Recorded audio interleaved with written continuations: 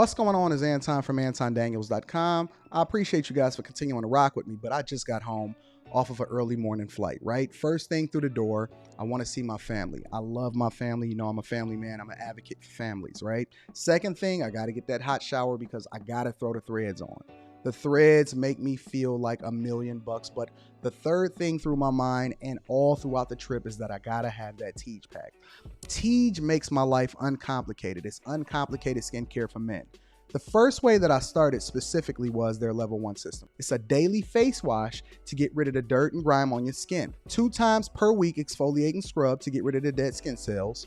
An AM moisturizer with SPF 20 because you should always be protecting your skin from the sun, and a PM moisturizer to help your skin stay hydrated and healthy throughout the night. Here's the thing. My favorite part about Teej Hanley is that every box comes with an instruction card that tells you when to use each product, how much to use, and in what order.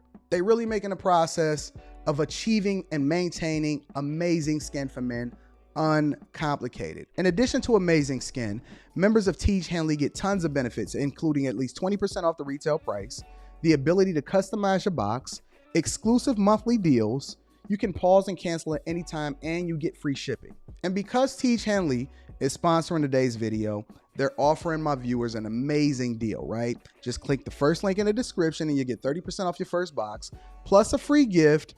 It's an amazing deal. You got to get started today. You're not out here trying to look like a Dusty.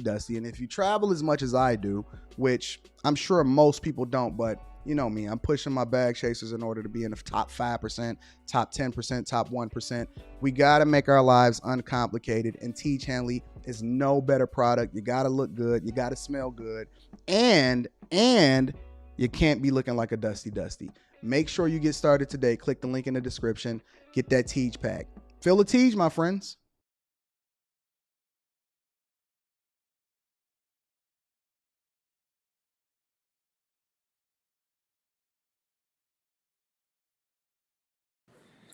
What's going on is Anton from AntonDaniels.com. I appreciate you guys for continuing to rock with me. Thank you for tuning in for another edition of the Millionaire Morning Show. I'm your host, Anton Daniels, and I'm excited to be before you today, ladies and gentlemen. What up, what up, what up, what up, what up? How y'all feel this morning? And you can't be looking like a Dusty, Sam to God. It's an amazing deal. I like that y'all like that. What up, friends and family? What we got going on today? Let me get a mental health check in the chat before we get started. One word, mental health check. Because you know we're going to be cooking up tonight on a Wednesday night. Listen, I don't care where I am in the world. It don't matter if I'm in Miami or back in Detroit. If I'm over in Tokyo or I'm over in DC for a Patreon meetup. We going to work. We going to get this work. You can guarantee that I'm going to be showing up in your screen. Maybe 5 minutes late. I might be 5 minutes late.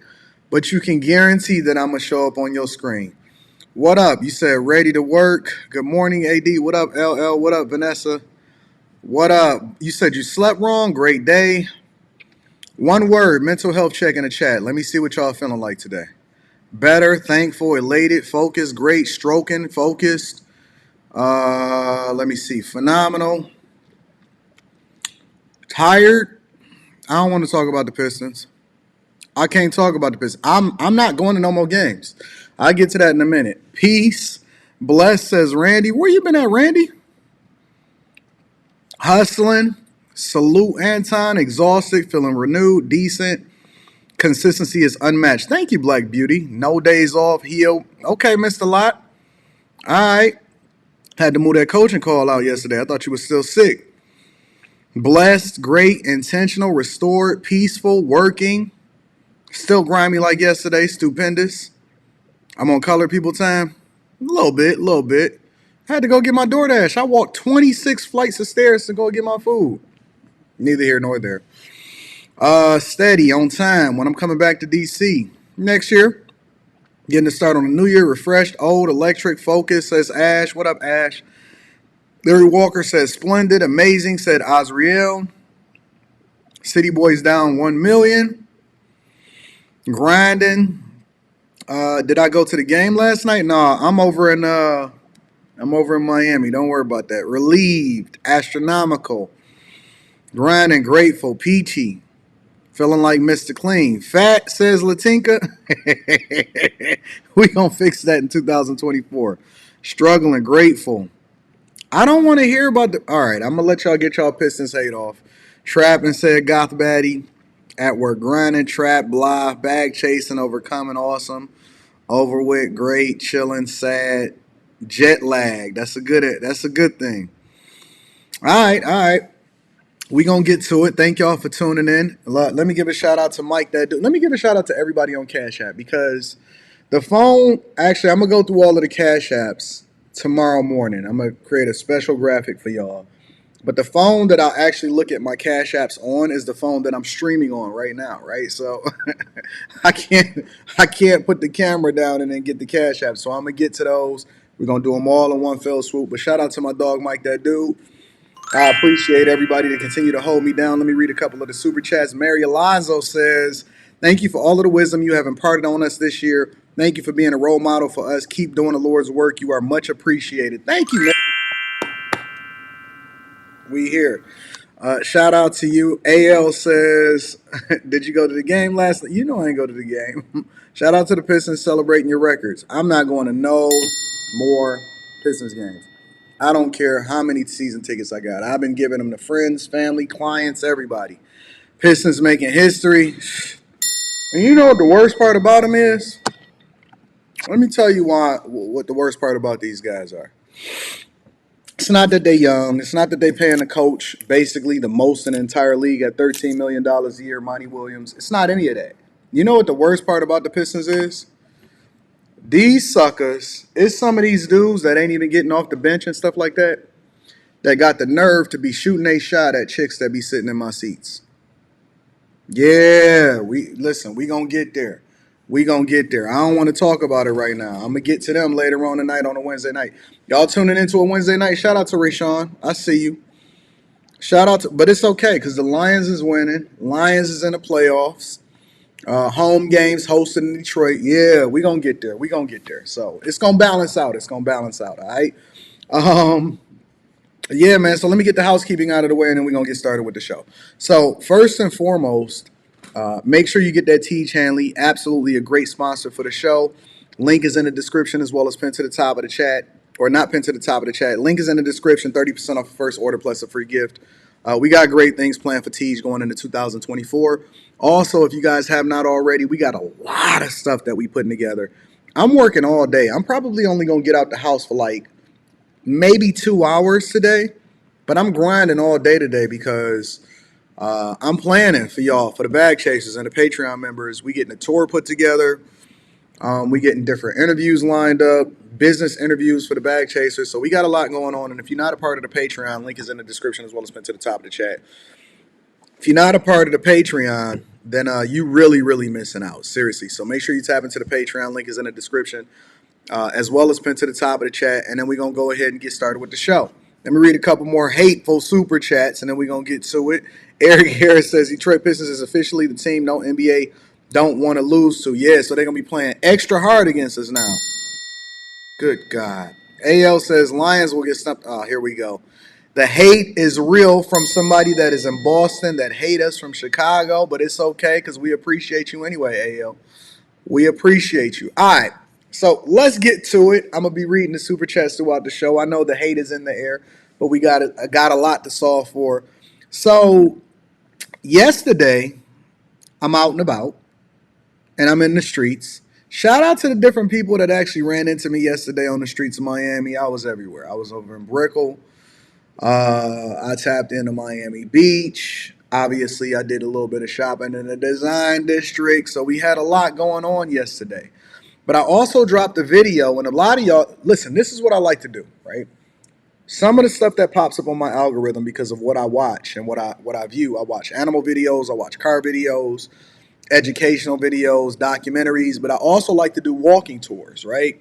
And so this is a video of a walking tour in Miami, and it basically shows you maybe like a little less than a year ago what it's like in the daytime in the middle of the week in Brickell, right?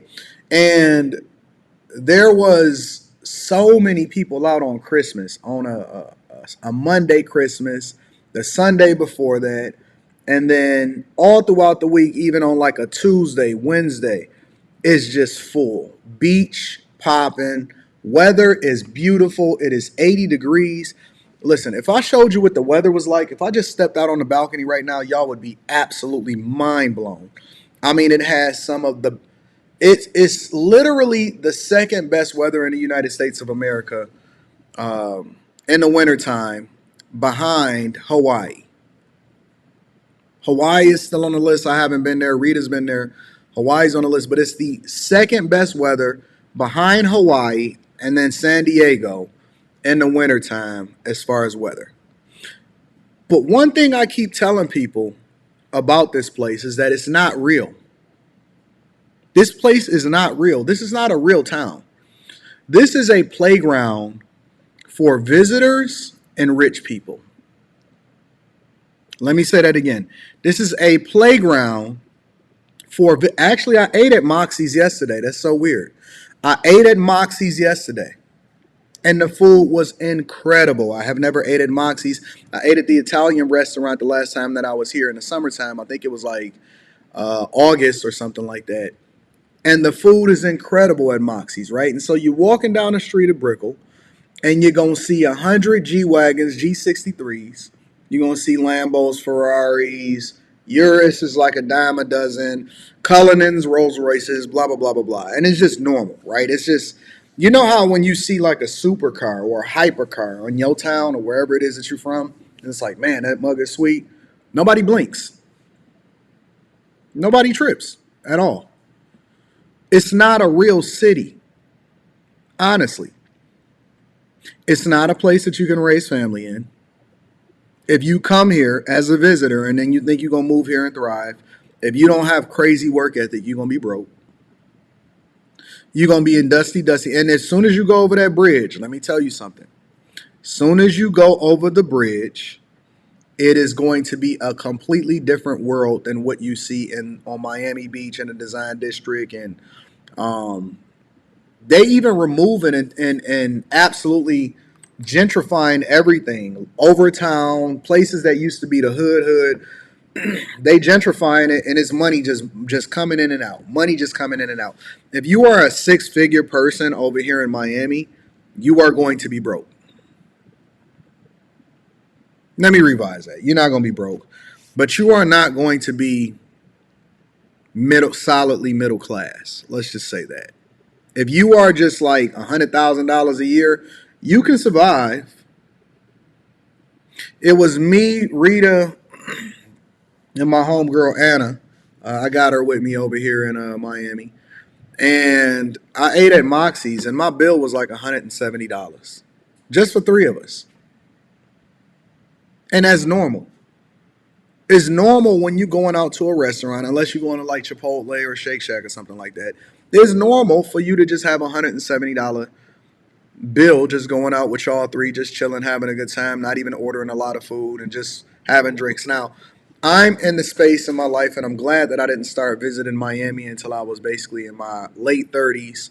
And now I'm pretty much a regular visitor over here to Miami. But it's not a real place. But it will inspire you. It will push you. Me personally, as a regular person, because I consider myself a regular person, I am not. Somebody said, how much do I tip? I tip at least 25% everywhere I go. I'm a pretty decent tipper. Sometimes, depending on where I'm at, I might tip even 100% of the bill, but it depends. Like breakfast is usually cheap, so I'll usually tip like 100% of the bill. Even my DoorDash drivers, I tip my DoorDash drivers $40, 20 in the app and then 20 in cash when they get here. So, but a lot of people come here and they think that it's sweet, but it's not. And even the people that usually live here, if you don't have a lot of resources, the people that live here, they have to all have two jobs, most of them. Most of the people that live here have two jobs. They grind, they hustle, they don't make no excuses, they get into it. A lot of them catching a bus, or if you a DoorDash driver, you don't have a regular car, usually you riding on a scooter and you get into it. Most of the DoorDash drivers here don't even really speak that much English. They Russian, they're Spanish, they speak some form of Spanish or something like that. So it's a completely different culture here than whatever it is that you used to. Here's the thing, right? And this is my question to people. And maybe I'm just off. Maybe I'm completely off. Everybody that I know, including people here in Miami, people that have significant resources here in Miami, whether you're rich or whether you just trying to figure it out or you solidly middle class and you got two jobs, every person that I know here and every person that I know that have significant resources, even outside of here, that maybe they live in another city or they may be from where I'm from, my mentors or whatever, they grind. And when I say grind, they have a work ethic much greater than whatever the general public is. I don't know anybody personally, family included, that works 40 hours a week. I don't know anybody. And everybody that I know that have significant resources, and this is just my personal circle, and again, I could be in a bubble. Anybody that's above and get to a certain level of a bag, they work at least 55, 60 hours a week, minimum. And that's not even the average, that's the low end. So my question then becomes, because I see a lot of people in the comments that say, well, rich people they spend the time with family and they got people working for them, or, you know, you need to outsource. So everybody that is some supposed, guru of what being rich is, but I don't see him being rich at all, or people that got a comment on what being successful looks like, help me to understand, where are all of these people at that are super rich, getting to the money, and they don't spend an extraordinary amount of money grinding, mastering a craft, or figuring out how they're gonna get to the next bag? I don't know any. I don't know one person. I don't know one person. And again, this is basically a walking tour of what Miami looks like. I don't know one person, especially here in Miami, that is relaxing, chilling all day, and is not working, mastering a craft, and getting to the bag. Where are all of these people that's just super successful and all they do is kick up their feet every day and work 25 hours a week? I don't know any. I genuinely don't know any. And again, maybe this is a level that I have to get to, or something that I just haven't experienced yet. But I don't know anybody that is just sitting around, not working in some capacity. Maybe they're not working hard. Maybe they're not a laborer. Maybe they're not sweating all day. But I don't know anybody that's not allocating a majority of their time towards getting to a bag. I don't know any. If you go over to New York where they generate the most money, or down here in Miami, which is basically an extension of Manhattan with better weather, or you go over to the people and you see the people that's really getting to it in Washington, D.C., they meeting people, they working, they trying to figure out what the next play is. They breaking down numbers, they doing research, they having a whole lot of meetings. Every rich person that I know that became rich as a form of corporate America and got a big bag, they work longer hours. They work harder. They not at home all day, every day. Where are all of these people and these gurus? Honestly, I'm just curious because I don't know any. I can't think of any. Maybe I know one or something, but I can't think of them off the top of my head. Where are all of these gurus that are millionaires that make all of this money, but they not doing no work? Where are these mythical creatures and these mythical figures? I have no clue where y'all know these people are. Like, where are these people? And maybe your circle is just better than mine, but you just haven't got to the money yet, so you just know of them, but it doesn't necessarily translate into what you're doing in real life. I don't know where these people are. Every single person that I've ever seen, or that I've had the opportunity to break down what their life is like, whether they working and owning in a nail salon and then they got a second job in the grocery store, or they door dashing on the side, I personally do not know anybody that is not working at least 50, 60 hours a week. Somebody said, out the way, you'll never know. How do you know that? How do you know? How do you know that these people are out the way? Somebody said you must worship God. What the hell are you talking about? Stay on subject. I like to interact with the chat, but I need y'all to stay on subject. Worshiping a dollar has nothing to do with work ethic. I'm gonna need y'all to be able to separate the two. Just because you dusty, just because you broken, and you want to blame it on God and say, "Well, I'm not dedicated to money." No, God told you to be fruitful and multiply. It's plenty of examples inside of the Bible. Go and read about the talents. How he took the talent from the one person that just buried it and gave it to the person that had the most because they were being most productive. It is productive. It is in your nature as a man to be productive. When I see men that are not productive, I know that you are leaning into feminine energy. When I see men that are only trying to work 40 hours and then by justifying it by saying, well, no, I just want to spend the majority of my time with my family. No, you get done the things that's necessary. And if your kid is over there taking out student loans because you just wanted to make sure that you were spending time with family, but you didn't do the thing that was in the best interest of your son and your daughter to be able to empower them not to depend on the federal government, then I think that you are a lackluster parent. You are just lazy. That has nothing to do with worshiping anything. You can absolutely be fairly compensated for your work ethic, but it does not mean that you're not supposed to be the best at what you do, or whatever it is that you do, you're supposed to put your most effort into it. And if you can't put the best effort into what you're doing, then you need to find something else to do and then put your effort into that. But it is the nature of a man to be productive. If you're not productive, then you absolutely, positively cannot be classified as a great man. Maybe you are a man. Maybe you cool as long as you're not doing nothing that's illegal. I'm cool with that. But you're not going to sit here and tell me that you unproductive or you only working 40 hours based off of what somebody else told you that was productive throughout the week and that you a man. I'm not doing it. And I understand that top-notch rocker, some people just not going to get it. I'm cool with that. But I'm telling you, man, listen, all of these gurus, and I understand that it's a guru here and it's a guru there, and some people are legit and some people not, or some people selling you a dream and some people not. The one thing that you're not going to get from me, and if you want to book a coaching call or you need to get in contact with me, email me at antondaniels413@gmail.com. But one thing is for sure and two things is for certain. I don't know any, I have not seen any, and if you find any that can give me the game on how it is that they simplified their life and they only working 20 to 25 hours a week, yet they making millions of dollars every single year, show them to me. I want to see them. Show them to me. I want to see them. Because even as software engineers and people that life hack, or they may have 2 or 3 different software engineering jobs, or let's just say somebody is making a lot of money in software engineering, or they're cybersecurity, or they're working from home. And let's say they're making 150, 175, $200,000 a year because they have a special skill set or they're into a certain company that allows for them to be able to be productive. Those guys don't just sit around a lot of times and be like, oh, okay, yeah, I'm only working 2 or 3 hours a day, but I'm on the clock for 8. They usually get 2 or 3 jobs and they trying to life hack their way up to $750,000, $800,000 a year. And then they allocating all of their monies, all of the extra monies over into their investments so that they can live the rest of their life like they want to. Most software engineers that I know get into the game and then they life hack and they be like, you know what? I could retire by 40 or I could retire by 35. I'm going to work really hard for 8 to 10 years. And then they usually don't. So, you know what I'm saying? They usually wind up, you know what I'm saying, making a whole lot of money, stacking, getting their investments, and then they just reallocate their energies into other things. They don't stay in the same position for the entire time.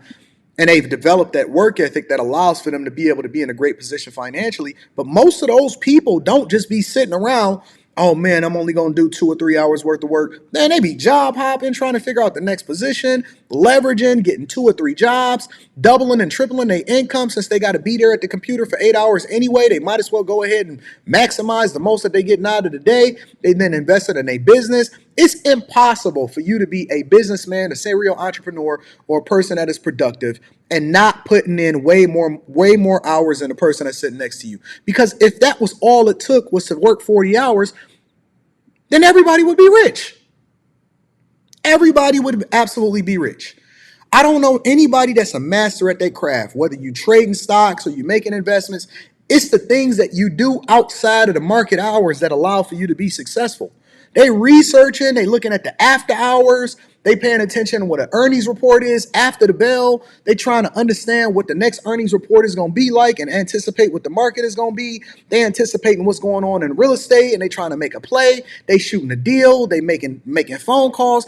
I don't know anybody in any industry, regardless of your profession, that is being great, but you just off the clock at 5 o'clock or 4 o'clock p.m.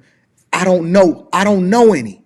I have not seen any of these people, and I'm trying to figure out where they at though, so I can understand them and I can interview them, and then I can bring them on a platform for the bag chasers, so we can better understand what they doing, so we can move a little bit more effectively ourselves. I would love to just sit up and bathe in the sun all day and just chill and have a good time. I like my view. I like my view. My view is beautiful. The view is gorgeous, but the work ethic is still gonna be what it's gonna be. I don't know no content creator, whether you like them or not, that's just winning at the highest level, but is not absolutely positively putting their time in. I don't know them. Even when I'm out in the streets, even when I'm out having fun, I'm answering emails a lot of time. I'm multitasking. Hey, what's going on, y'all? Hey, let's have some fun. Even when I was out in the streets having fun, walking around in Miami, taking care of business, doing shopping, I was answering emails, taking phone calls. It was people that was hitting me up. Just so happened, oh man, this person is great. They big or whatever. I went and looked them up. Oh yeah, he is big. Let me go ahead and respond to him immediately. I'm making deals, shooting, shaking hands, kissing babies, walking and meeting people in real life. Who turns it off at a certain time and say, I'm work hours only? That ain't real life for people that is super productive. That may be real life for some people, but I guess you're going to have to determine what life you want to live. I'm never going back to just being regular, and I'm okay with that. This is the life I chose. This is the life I embrace, and I want it good or bad. I want the results that come along with it. But all of these people that y'all saying that y'all know of that ain't getting to it, please come and help me out and help me to understand exactly where they at, though. All right, let me read some of the super chats, and then we're going to go ahead and get started with the show, because I am confused. I'm so tired of seeing these Instagram people. This is my car, my house, but I only work 24 hours a week. Like, man, where? Who? And show me where to get it, because I'm always open to understanding and learning more. Show me where these people are. You know what I'm saying? I need to know. Saye Max says, I am 21 Nigerian living in Coral Springs. I work on vending machines. I found you earlier this year. Thanks for making my 2023. God bless. Oh, 2024 gonna be lit though. Thank you, my friend. What up, Max? Miss Crow T Shetty is in the building. Shout out to Miss Crow T Shetty. Always hitting me off. Says keep it up. Shout out to Miss Crow T Shetty. I love you. I genuinely love you. Justin K is in the building. Says big dog, would you take on 6 quick flips? My dog Justin. Or one 900K fixer upper that's worth $3 million. Well, okay, well, let me read the rest of the super chat. The big house has 7,000 square feet, an indoor pool, and has the best schools in ATL. It's a huge risk, but it could be worth it. Well, this is what my thing is about the bigger properties. And I usually stay within, my investment strategy is I usually stay within a range of whatever the average is that the middle class can afford. So I may be slightly at the top of that range with some of my properties, but because I'm never selling a property, or I don't anticipate ever selling a property without 1031 in it, it doesn't affect me. But if you do the bigger property, remember this: interest rates are high. We don't know how long it's going to be before the Fed starts to lower rates, and you're limiting the amount of people that can actually afford your property. So you have a very, very small pool of buyers once you get past a certain threshold from a financial perspective. So I think that the riskier play is actually the $900,000 fixer-upper, especially if you have to take money out as a result of it in order to do it. If you're not putting up your own money and you got to do a hard money loan, every single month you got to make an interest payment in order to be able to hold on to that property and until you flip it. So in my personal opinion, and I'm not telling you what to do, but you ask my advice, in my personal opinion, I think that the riskier play is the $900,000 fixer-upper that could be worth $3 million. However, it's looking like that's the most profitable avenue if you can get it off. So you're going to have to evaluate what your risk tolerance is. As far as investments, I have a very low risk tolerance, and that's why I don't even play out with anybody else's money. I don't do any bank investments. I put all my own money up because I basically have zero exposure to anything that goes south as far as the market is concerned. I have zero exposure. I don't have any kind of problems whatsoever.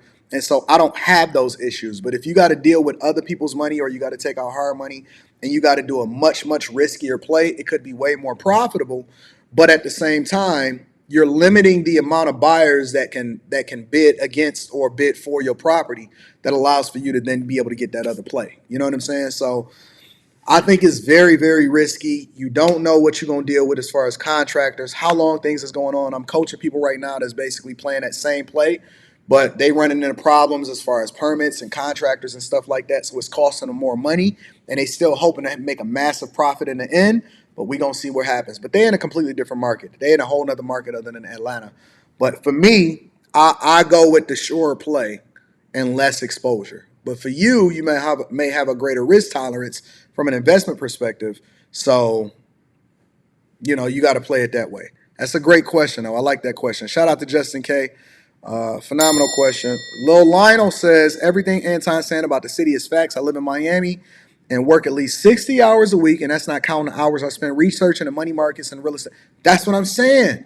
Where are all these people that's getting all of this money that I'm not aware of? Hale says, now Gabriel Union is complaining like Taraji. Ooh, looks like we're going to have a great Wednesday night. Make sure y'all tuned in to Wednesday night. Easy Money says, 3 jobs to raise 4 children. No excuses, man. And you're doing the right thing because that's what men do. We don't complain. We just don't get all of the awards that's behind it, but we're going to start rewarding ourselves. Self-Made Forever says, preach. Over the road, truck drivers are literally on a 70-hour work week, 14-hour days. You know what I'm saying? Christian West says, big facts. The Bible has shown that God can't stand a lazy man. It is our duty. But they're going to sit here and make excuses and act like it's something different. Vernon Brown says, 2024 stopping my gambling habit because of you. Shout out to you. Always good energy. I love that. Zotang TV says, it's the worst when you work 100 hours a week and when you come by the family for Thanksgiving or Christmas with the date 40 and AMG S63. I like that. My dog, Filthy Rich, over in Oakland, got one of them.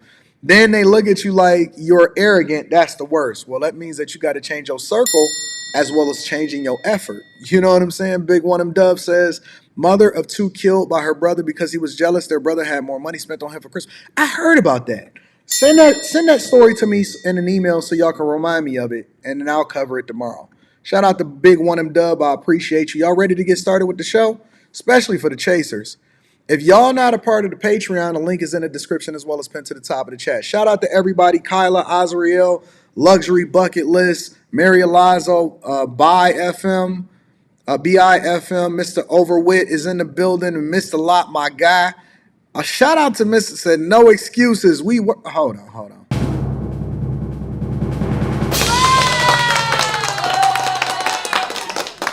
I appreciate you, Mr. Lot. One of my greatest students. I coach Mr. Lot, a fellow Detroit brethren that absolutely killed it. Yo, 2023 was your year, fam. Yo, Mr. Lot has 0 debt, paid off cars, money put up, getting to the bag, and he has a phenomenal career. I ain't gonna tell all of your business. Shout out to Mr. Lot. He over there killing it out in these streets, fam. No excuses. Amify says, I used to be a workhorse. Now I make more money and work fewer hours. What doesn't turn off is my mind, which is always working, but it's still work. Sometimes it translates, and that's what I'm saying. It's not necessarily labor that you're doing. A lot of times it is just being active and being productive throughout the day and not necessarily turning it off. You know what I'm saying? So shout out to you. I appreciate you, Amify. Yeah, let's get to it, y'all. All right, let's get to the quick hits, ladies and gentlemen. Quick hits is a segment of the show that we dedicate to making sure that you stay in the loop of what's going on out in these streets, but we're not dedicating an entire segment to it.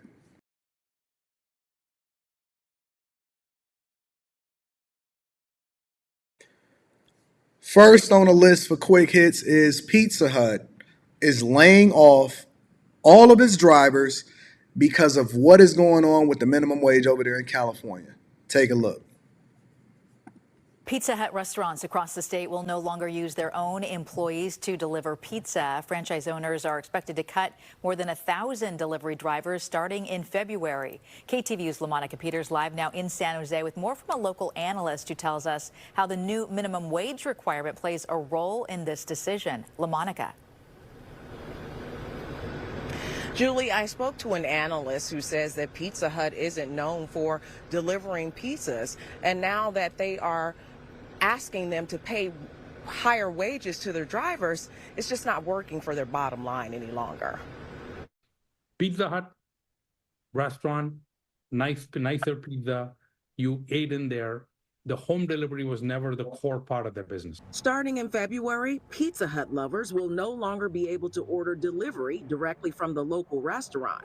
And one customer we spoke to isn't happy about it. I think it's a horrible decision, We should definitely put money in the community so everybody can survive. Everybody out here is having a hard time right now, and firing people is not the solution, man. Pizza Hut franchise owners recently announced that they will cut over 1,200 delivery jobs throughout the state next year. In April, under Assembly Bill 1228, the minimum wage requirement for fast food restaurants increases to $20 an hour. Pizza Hut will now have its customers rely on companies like Grubhub, DoorDash, and Uber Eats for deliveries. So essentially what you're experiencing now is business and capitalism doesn't go away. It's just the facts. Business and capitalism is never going away. So Pizza Hut is not going to go away. And what you'll see is this is the first domino to fall. And whereas we used to have jobs for teenagers and McDonald's and delivery drivers was a way for people to make extra money or to get to a little bit extra of a bag or for people to get their first jobs and stuff like that, it's not going to be like that anymore. And what you'll find is something similar to what you see happening over here in Miami. In Miami, which is beneficial for DoorDashes and stuff like that and Uber Eats because they have good weather all year round, is that every single delivery driver does not even really speak English. Every delivery driver, since I first visited and lived here during the pandemic, all of them came over here on a little scooter. They all wait around in the downtown areas and stuff in order to get a delivery. And they jump on a scooter similar to what I seen over in the Dominican Republic, and they deliver your stuff. And most of these people can't even speak English. And so what they're doing is they're now outsourcing the same way that you've seen these larger companies outsourcing the jobs, and they're not going to be directly tied to what it is that we are usually used to. And so you're not going to get an official Pizza Hut delivery driver. All of these companies are now going to rely on DoorDash, Grubhub, and Uber Eats and the like in order to get their stuff delivered. Now, the question that we need to ask ourselves, because we don't really care about the complaining of what is happening, because the California laws and these places are going to be so woke that they basically going to mine themselves out of a job, or they're going to innovate to where most regular people will not be able to get regular jobs because it's not going to be enough to go around. Or what you're going to see is a change as far as how the migrant crisis is starting to affect what it is that we got going on from a job perspective, right? But we don't care as bag chasers. And you know why we don't care? Because we understand that the market is going to do what the market is going to do. So the question that we need to ask ourselves, and this is something that we're going to evaluate in Stock Club once we get that part into the Patreon starting next month of 2024 in January. If you're not a part of the Patreon, link is in the description, as well as pinned to the top of the chat. We need to start paying attention to the other companies that's going to be affected and what their bottom line is going to do. Now that a lot of these companies, especially that's over in California, that used to be delivery companies, and all of these companies are starting to be overly dependent, because I think that Grubhub, DoorDash, and the Uber Eats division is much different than the Lyft and the Ubers, right? The Lyft and the Ubers and the black cars, they've never really made money because they was trying to compete for market share. The Grubhubs and the Uber Eats, they have a completely different business model.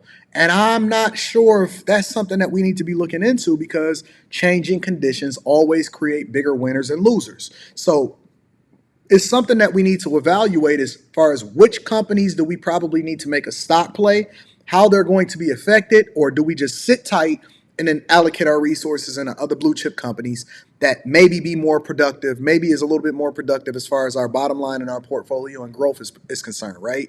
But I'm more concerned with, in the way my mind works, is okay, the market is being upended.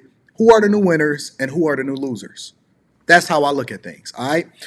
In other news, in addition to that, the last Dodge Challengers, 300s, everything that's on that frame, that body, is rolled off the line, ladies and gentlemen. Let me bring y'all up to speed of what's going on with that. All right. So this is the process from start to finish of what it looks like. And this is where I used to work at. I used to work in a steel mill, and I used to go through the pickling line. The pickling line is an opportunity for you to actually clean the steel and make it and prep it and get it ready for it going over to stamping and stuff like that, right? And I also used to work in a shipping yard and stuff. Shout out to the super chats. I'm definitely going to be reading those super chats shortly. Let me move forward a little bit so I can show y'all what this looks like on the line, because these are the literal last vehicles of this body style that is coming off the line for Stellantis, formerly known as Chrysler. And the last Dodge Challenger officially came off the line the other day, right?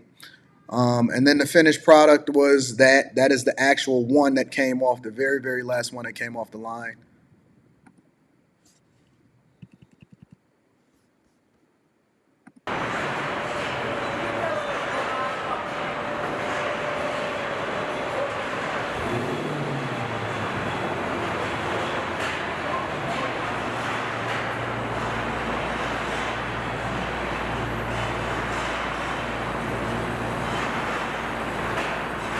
It's a pretty beautiful car. But the L Platforms run is over, and the final ever example of a Dodge Challenger and Charger, as we know them today, rolled off the production line in Brampton, Ontario, Canada on December 22nd, and the final 300 rolled off the line on December 20th. They say that it was a velvet red 300S. The final Charger was a destroyer gray Scat Pack wide body. And people they broken up. They broken hearted as a result of it. No longer are they going to be able to steal it. And you're going to see these people running through without tearing it up. And it's going to be less of them on the streets and stuff like that. And they made a lot of money. They made a lot of money off that 6.2 liter V8. And they generated a lot of revenue as a result of it. But the final Charger, Challenger, and 300 rolled off the line of Ontario pretty recently. So last but not least, ladies and gentlemen, before we get into the show, Apple. Okay, Apple is having trouble, and some of their watches is being banned from being sold here in the United States of America. Let me bring you all up to date on that also. In business news, the clock may be ticking on the fate of Apple's smartwatches. Today, the tech giant appealed a U.S. trade ban on the imports of the company's new smartwatches over a patent dispute. CBS's Elise Preston reports on what the ban means for health-conscious consumers. If you didn't get the newest Apple Watch for Christmas, you might have missed your chance, at least for now. A dispute over patented technology is bringing sales of the smartwatches to a halt in the U.S. The Apple Series 9 and Ultra 2 watches can read oxygen levels in the blood, a feature that medical device company Masimo says infringes on its patents. Apple and Masimo, they've each accused each other of various patent infringements, and this is very common. It's just rare that at this point they're actually pulling a product off store shelves, which does not happen very often. Apple Watches can measure a number of other health indicators. I can still do other things with the watch, and it's definitely not the reason I purchased it. The ban comes at a time when the popularity of these devices is booming. In North America alone, the market for wearable medical devices has grown to nearly $14 billion, and that's expected to more than double in 5 years. Apple is the largest seller of smartwatches in the world. In a statement, the company says it strongly disagrees with the decision and is taking all measures to return the watches to customers in the U.S. as soon as possible. Meanwhile, Masimo calls the move a win for the integrity of the U.S. patent system and consumers. Do you foresee Apple just writing a check? You know, Apple has the ability to certainly write a check to settle almost any dispute. It's not their biggest business, but it's a nice business. It's a significant business, and it ties into so many of their other products. So essentially what you've seen is the White House basically declined to overturn the ban. And basically they're banning and they're preventing certain watches from being able to hit the market, even at a time where basically the Apple Watch is booming. It's one of the biggest products that Apple have in its portfolio. And so a certain watches that measures certain things like the oxygen levels and all of the different innovations that Apple is putting into these devices that people love, but it's not necessarily the main reason why they buy these watches. The Biden administration basically had until the end of Christmas Day to overturn the U.S. International Trade Commission ruling that prevents Apple from selling Apple Series Watch 9 and Apple Watch Ultra 2, which I have an Apple Watch Ultra 1. I don't even have the Apple Watch Ultra 2, but among other newer models, because they violate patents registered to a company, Massimo, but as expected, it did not intervene, and it said the U.S. Office of Trade Representatives confirmed the decision in a statement on Tuesday, and they said after careful consultations, Ambassador Tai decided not to reverse the ITC's determination, and the ITC's decision became final on December 26th, and Apple had already taken the offending watch models offline on its store, and Apple Store locations opened Tuesday without any of the latest top-of-the-line watches in stock. A cheaper Apple Watch SE, which was not part of the ruling, remains on sale, but the ban affects the Apple Watch Series 6 and later in all models of Apple Watch Ultra. So if you did not get certain Apple Watches as far as the latest models of them, then you probably will be affected if you decide that that's what you want to do. And ladies and gentlemen, that is your quick hits.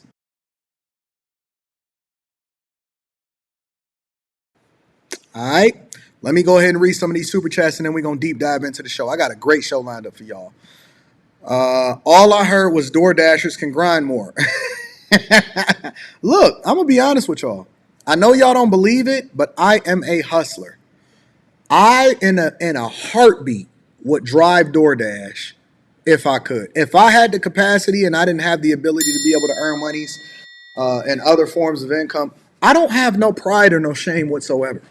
I have zero pride and zero shame. One of the people that I've made a lot of money, my biggest monies, when Uber first came into town. When did Uber come in? When did Uber first start hitting the market? I mean, very early. Let me see something. Let me look this up real quick. I gotta know.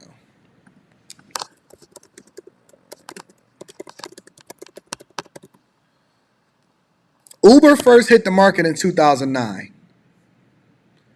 At night, and I remember this, in 2009, 2010, right?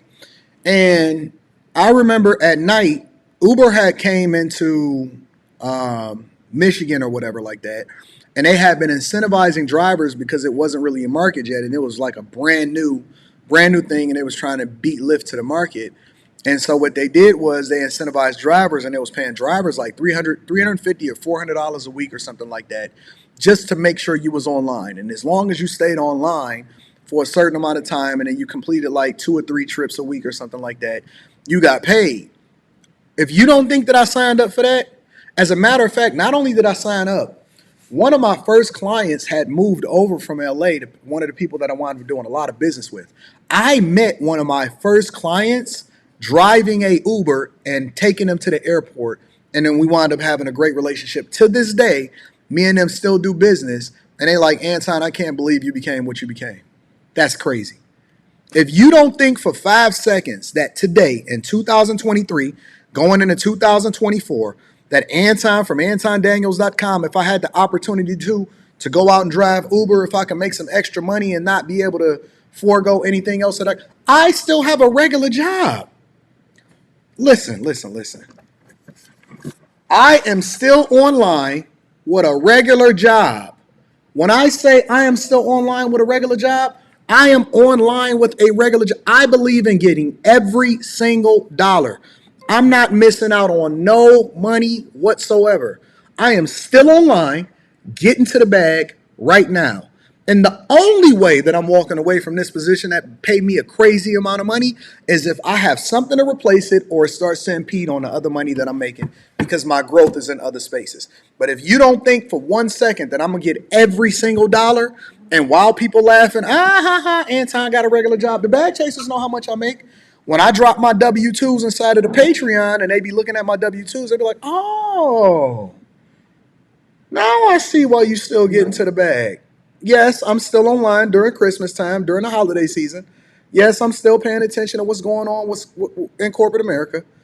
I'm going to get every dollar. I'm not leaving no money on the table. I got my laptop right there, and I'm still going to get to the bag, and I'm not worried about what nobody else is talking about because in the meantime, I'm sitting over here with a whole case full of Rolexes And everybody else talking about how they need their mental health to get together. Nah, my mental health is tied to my ability to do what I want to do when I want to do it. I don't want to hear none of that.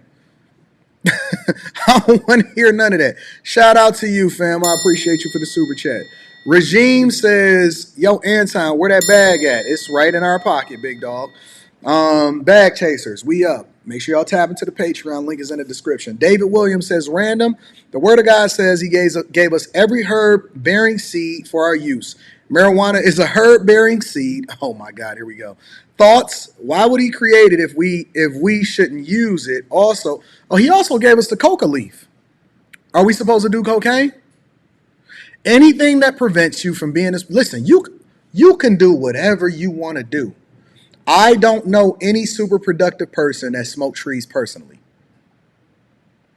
I see them being lethargic. I see them crashing out. I see them having a gateway. I see their trees being laced with fentanyl, but I don't see them winning. And I see them stinking when they come in the door because they smell like trees and don't nobody want to smell that junk. So you can do what you want to do. I'm not a smoker. I do not smoke. I'm not into trees. I'm not interested in it.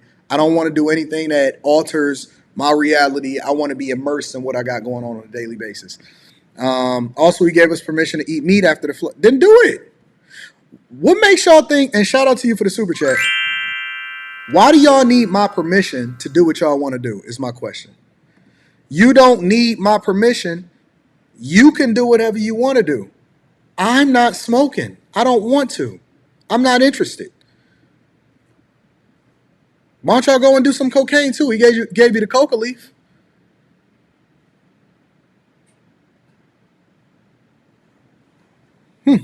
Interesting.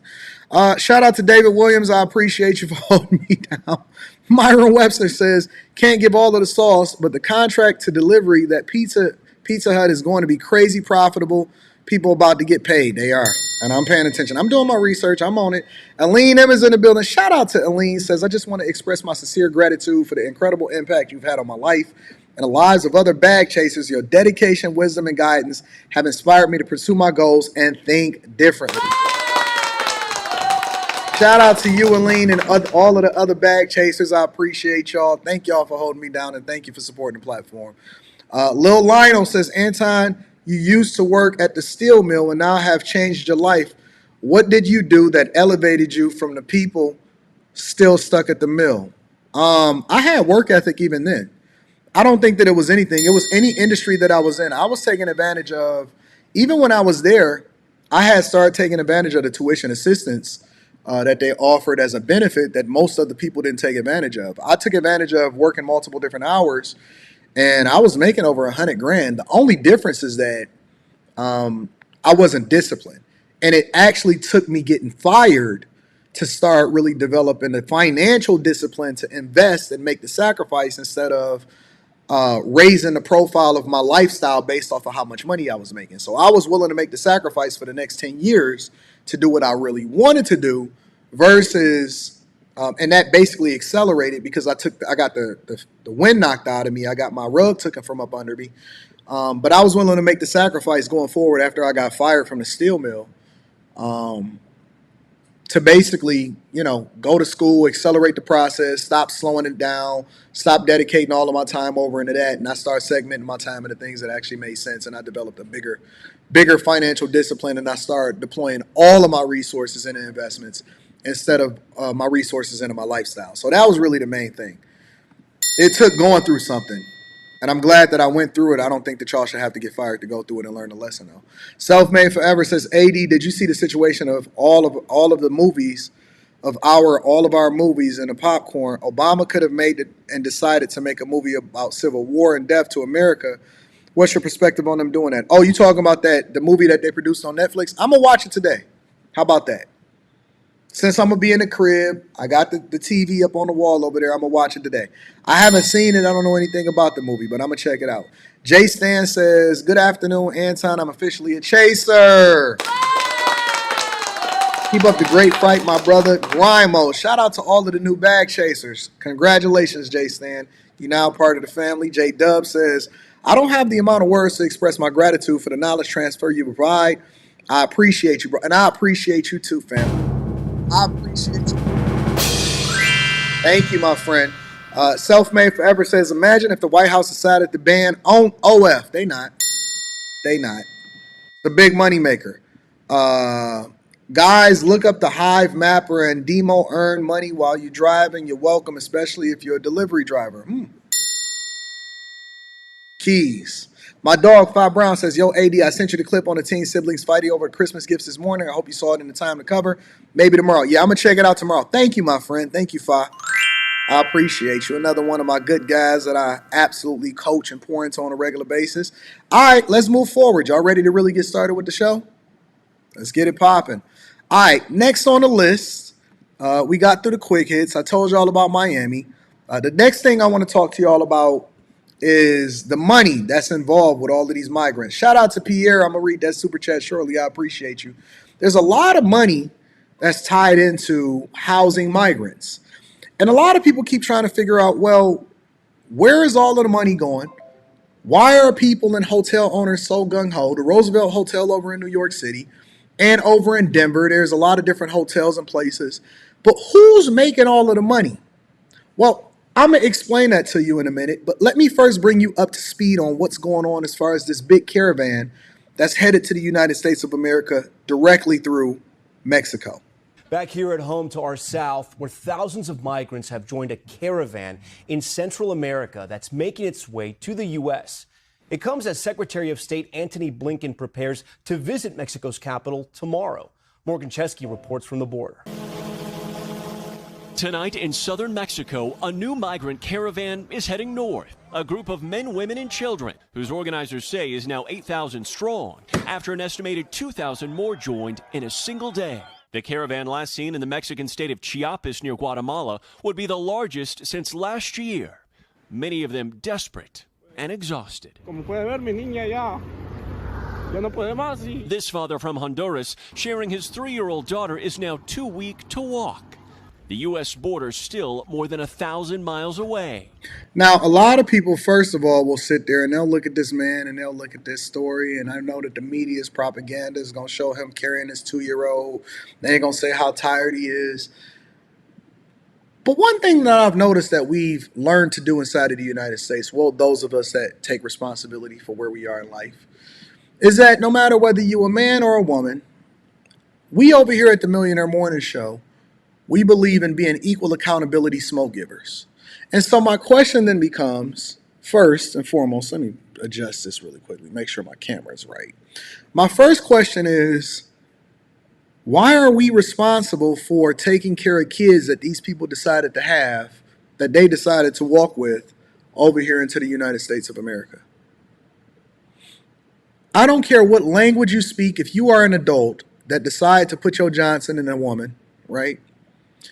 When did it become our responsibility to take care of your children that you decided to have and then carry over here, even though you know that the circumstances was dire in which that kid was being born into?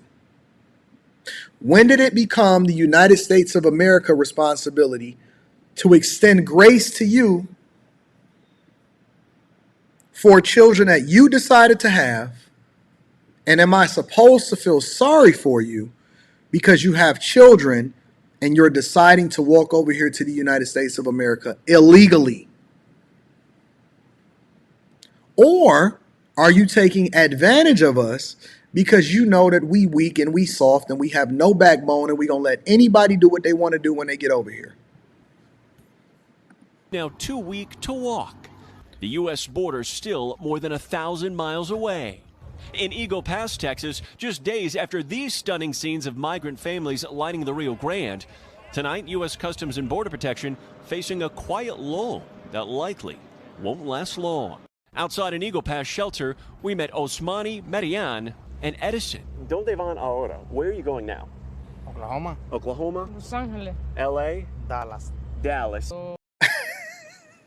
Oklahoma, L.A. They already have their they can't speak English, but they already know exactly where they're going.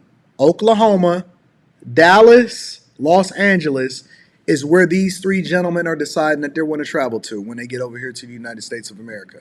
Marianne from Venezuela says she's now waiting until her asylum hearing. after a 5-month journey here she called dangerous but worth it. Mexico's president now saying he'll meet with U.S. Secretary of State Antony Blinken tomorrow in Mexico City to discuss potential joint solutions. Texas Governor Greg Abbott taking his own steps, installing more barbed wire on the border and busing more migrants to primarily Democratic-led cities such as Chicago and New York, both now buckling under rising numbers. Governor Abbott has made it clear he wants to destabilize cities and sending thousands of migrants and asylum seekers. Tonight, as that migrant caravan makes its way north, lawmakers in Washington still need to strike a deal over southern border policy, but as of right now, there is no clear agreement. Thanks for watching. The federal government has to strike a deal on protecting our borders. It's 2023. Shout out to y'all for the super chats. I'm going to read those shortly. 2023 going into 2024. And the federal government needs to strike a deal to protect our borders. But let me show you where all of the money is going. Janelle Finch is in the studio to tell us how one woman's life plan has taken a new course. When owner Young Prince took over the business, she didn't expect to house and feed hundreds of non-paying customers. Now it's hard to picture her life any other way. The Western Motor Inn hasn't had a paying customer in months. The Western Motor Inn hasn't had a paying customer in months. I want y'all to keep that in mind. As we listen to this story and as we mine it out, I want y'all to understand what's happening because they're going to try to tug on your heartstrings. But at the end of this, and I'm going to preface this because I always like to be honest with y'all, and I like to tell y'all whether or not I'm reacting to something for the first time or I'm actually mining this out. I've watched this already. And so I'm presenting it to you to help you to understand exactly what's happening in the United States of America on a very small scale. And I want y'all to be able to expand y'all understanding and apply it to everything that y'all know. Let's continue. Instead, owner of nearly 2 decades, 17 years. Young Prince has been keeping rooms filled in another way. Mama, everybody called me Mama. Prince bought the inn as a way to spend more time with her son. She had no idea how important time with him would be. I was lonely almost 2 years after he passed away. But in loss, she found new purpose. They are my family. 3 months ago, Prince became mama to her first group of migrants. It started off small. Say 17 people when I 3 rooms, then I say, I'm not going to charge you. 17 to an estimated 400. I don't know when we got this many people here. Prince doesn't know every face behind each door, but they all play a part in her new family, including Raisa Quiñones. Mamá se convirtió en eso, en mamá para nosotros, es nuestra protectora. Creo que es un ángel caído del cielo. She left Venezuela for the United States 5 months ago. Her journey brought her to Texas before moving to Denver in October. That's when she came across a blessing of opportunity. Bueno, eso fue una casualidad, destino de Dios. Shout out to God. Hallelujah. She says she spent nights outside before finding her place here. Hicimos una familia y no le cerrábamos la puerta. Éramos mucha familia que estábamos en la calle. In addition to providing rooms, Prince also makes sure her family here is fed. I cook every day, sometimes 3 meals, sometimes 2 meals. In between meals, she helps people find work. I hope they can go on life. I love Jesus, my life, so I'm ready to do this. There's a language barrier between the Spanish-speaking migrants and the Korean native, but Prince isn't doing this. Somebody said this is going to bankrupt her motel. Let me say that. Gotta Fed 21 said this is going to bankrupt her hotel. She hadn't had a paying customer in months. Let's continue. I want you to wait to the end. To hear thanks. As long as everybody happy, that's money is not mine. Come from him. The money, hold on, let me play that again. As long as everybody is happy. Happy, that's money is not mine. Come from him. Money isn't hers, it comes from God. Hallelujah. Let me get a round of applause for God.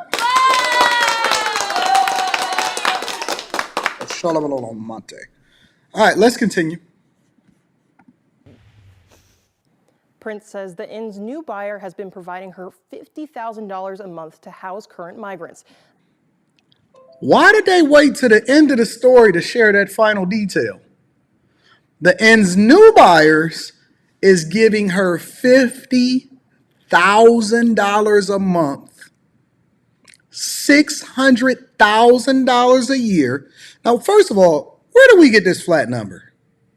Where do we get this flat number? The inn's new buyers, now, what Soo Kim Jong-un don't understand is that she's probably getting finessed. If I had to put two and two together, listen, I'm using my context clues and I'm putting it together.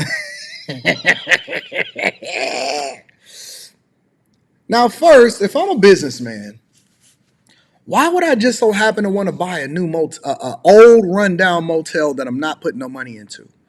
Well, first of all, I can offer her $50,000 a month to run it, which no way in the world she's going to turn that down, A. B, how much are they really getting from the federal government in order to continue to house these migrants? That's the question that we need to ask ourselves. How much are the new owners getting and then passing over to her in order to keep her there, mama, in order to make sure that they housing the migrants? Listen, y'all. I know that the stories are a feel-good story, but let me rewind this just to make sure that you guys understand what's going on in these streets. Inn's new buyer has been providing her $50,000 a month to house current migrants.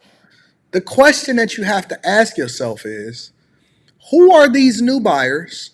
What is the incentive for them to purchase this place? And where is all of this money coming from to where they're giving her $50,000 a month to make sure that she takes care of these new migrants? It just came out of the sky. Hallelujah. It just came out of the sky. Hallelujah. You want to know where the money is coming from? I'll tell you exactly where I think the money is coming from. I believe that the money is coming from you. You are the taxpayers, and then the legislators take the money from the taxpayers. They give it over into the people that has the great business sense. The rich get richer. The people then work for the people that work for the rich in order to make the... Now I get it. Okay. All right. I figured it out. Remember the beginning of the show where I was confused and I said, where are all of these rich people that's just sitting around doing nothing? They dialed in.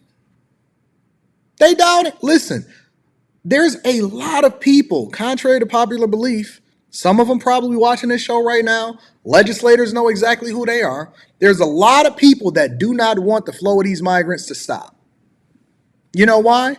Because they're willing to sell off every piece of this land and then corrode and corrupt every single thing that the United States stands on in order to make a whole lot more money. Let me tell you something. It's a lot of people that when you see duress, when you see problems, when you see what's happening over there on Kensington Ave over in Philadelphia, when you see this migrant crisis, when you see a whole bunch of them is in hotels and motels and somebody is saying that they're getting this and getting that, you got to trace it back down to the money. Somebody is getting rich, making sure that they ensure that this continues to happen. You think that the federal government didn't already know that our borders was wide open and that Border Patrol had no ability to be able to stop these people from flowing into this country. And you don't believe that somebody somewhere, and as you start to follow the money, it's a lot of people that's incentivized to allow for this to happen, even if it's at your own expense, because it's not costing them. They making money. It's your tax dollars. Your tax dollars are the ones that's ensuring that these people, when we say, oh, it come from God, it's coming from you. It's coming from the middle class. The middle class pays the taxes that then pays the legislators to make sure that they spend your money however they want. And as long as they classify it as an emergency or a crisis, they have the full ability to be able to determine what they want to go and do with it. So when you look at these people like the Brandon Johnsons, the Eric Adams that now ain't getting no help, only time he's complaining is because he's starting to be, his poll numbers has dropped. When you look at the Mike Johnsons, because this story is over in Denver, and you ask yourself, oh, Anton, you just being hard on them. No.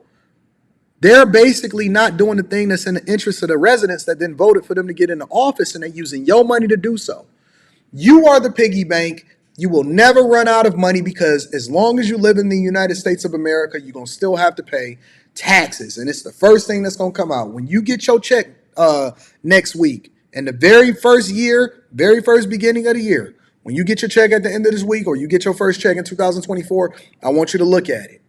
And when you look at it, you rename FICA and all the rest of them, and you say, Brandon Johnson's check, Migrants. I want you to just rename everything that's on that check because that ain't got nothing to do with they not paying for police. They not paying for anything. They not helping you. They not giving you no relief. And it's not just that. Look at your property. It's not just your paycheck. Look at your property taxes. When you look at your property taxes and you see it say federal on your check and then it say property taxes and it's supposed to have the millages and stuff, you look at that and you just understand that ain't your money. That's their money. That's daddy money. That's daddy money.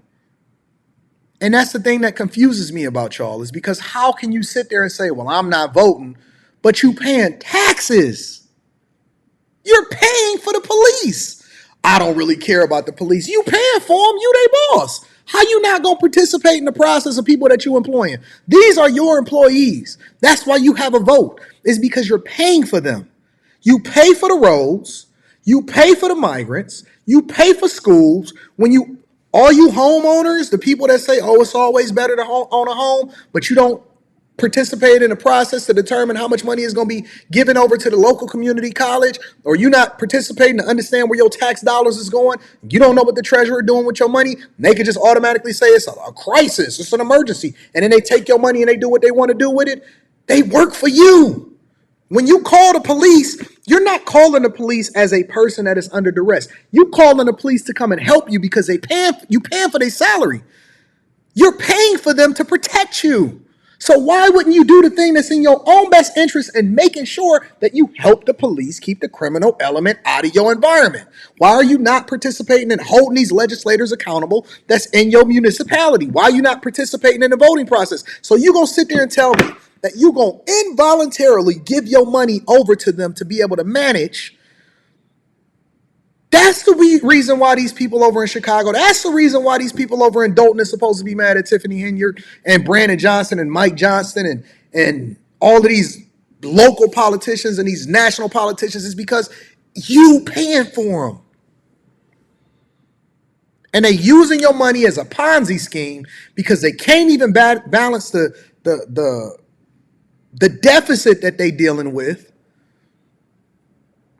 And then they rob Peter to pay Paul, and we the ones that's paying for the Social Security recipients. So when you see your homeboy and they finesse the system and they go ahead and they do Social Security fraud, or they over there acting like they disabled and they getting a check, you paying for that. You're paying for it.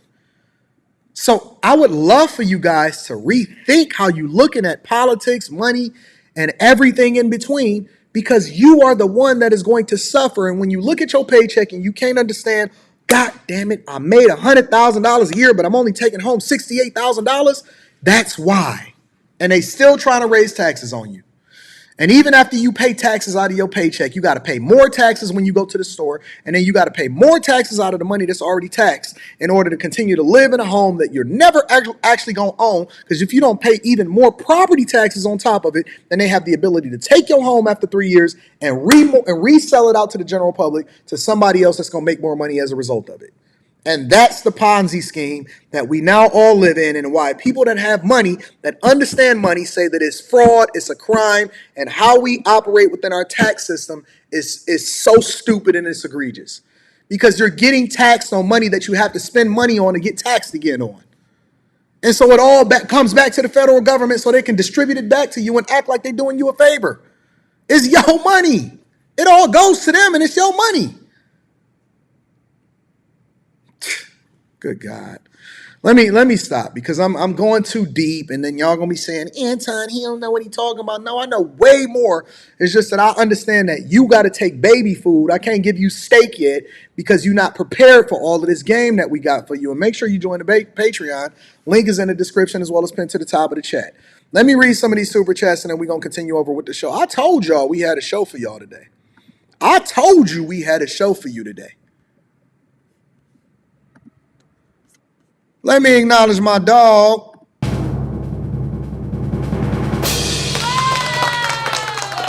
Pierre, you in here? What up, Pierre? Pierre says, I will be reaching out to you soon to pick your brain. Have no problem for paying for the time. Sometimes you got to pay for the game and the knowledge, and it is a lot over here, big dog. Shout out to you, Pierre. I appreciate you. Thank you to everybody that contributes into the platform. I don't ask for it, but the people see the value in what we doing over here in these streets, man. Seek the Light is in the building. Seek the Light is in the building. Seek the Light says, yo, for the previous super chat, God may have not made marijuana in the beginning. Humans may have bred it into existence from other plants. Well, I'm not a marijuana advocate, so I don't know anything about that. But I appreciate you, Seek the Light, and I love for you guys to bring more insight into other things that other people are saying. Self-Made Forever says, AD, why can't Mexicans build their own country? All those men walking around, and they need to be building, not walking from their. I don't know what's going on over there. I think that it's a plan in place. We just not privy to it. We got to use our insight and understanding. David Williams says, I'm not asking for permission, just basing it on the word of God. Cocaine doesn't grow naturally. The coca leaf does. There's a process. It's a process that comes along with how y'all break down marijuana. Seems hypocritical, though, to take man-made meds and God-given plants plant-based. Okay, listen. I think that you should do what you feel is best for you. If you think that it's working out for you, God bless. Kung Fu Hustler says, I say air something out and make runner-ups think twice. Shout out to you. I appreciate you for the fireball. Pierre, you in here? Says they cutting a check, just like the checks people got for hiring people during COVID. I know folks personally who became millionaires after they got their hiring checks. Ain't that crazy, man? Ken J says the new buyers don't even live in this country. Probably don't. That's why they say the new buyers. They don't say who the buyers are. Kung Fu Hustler says if Americans were trying to migrate illegally into China, we get aired out so quick. That don't happen in no other country.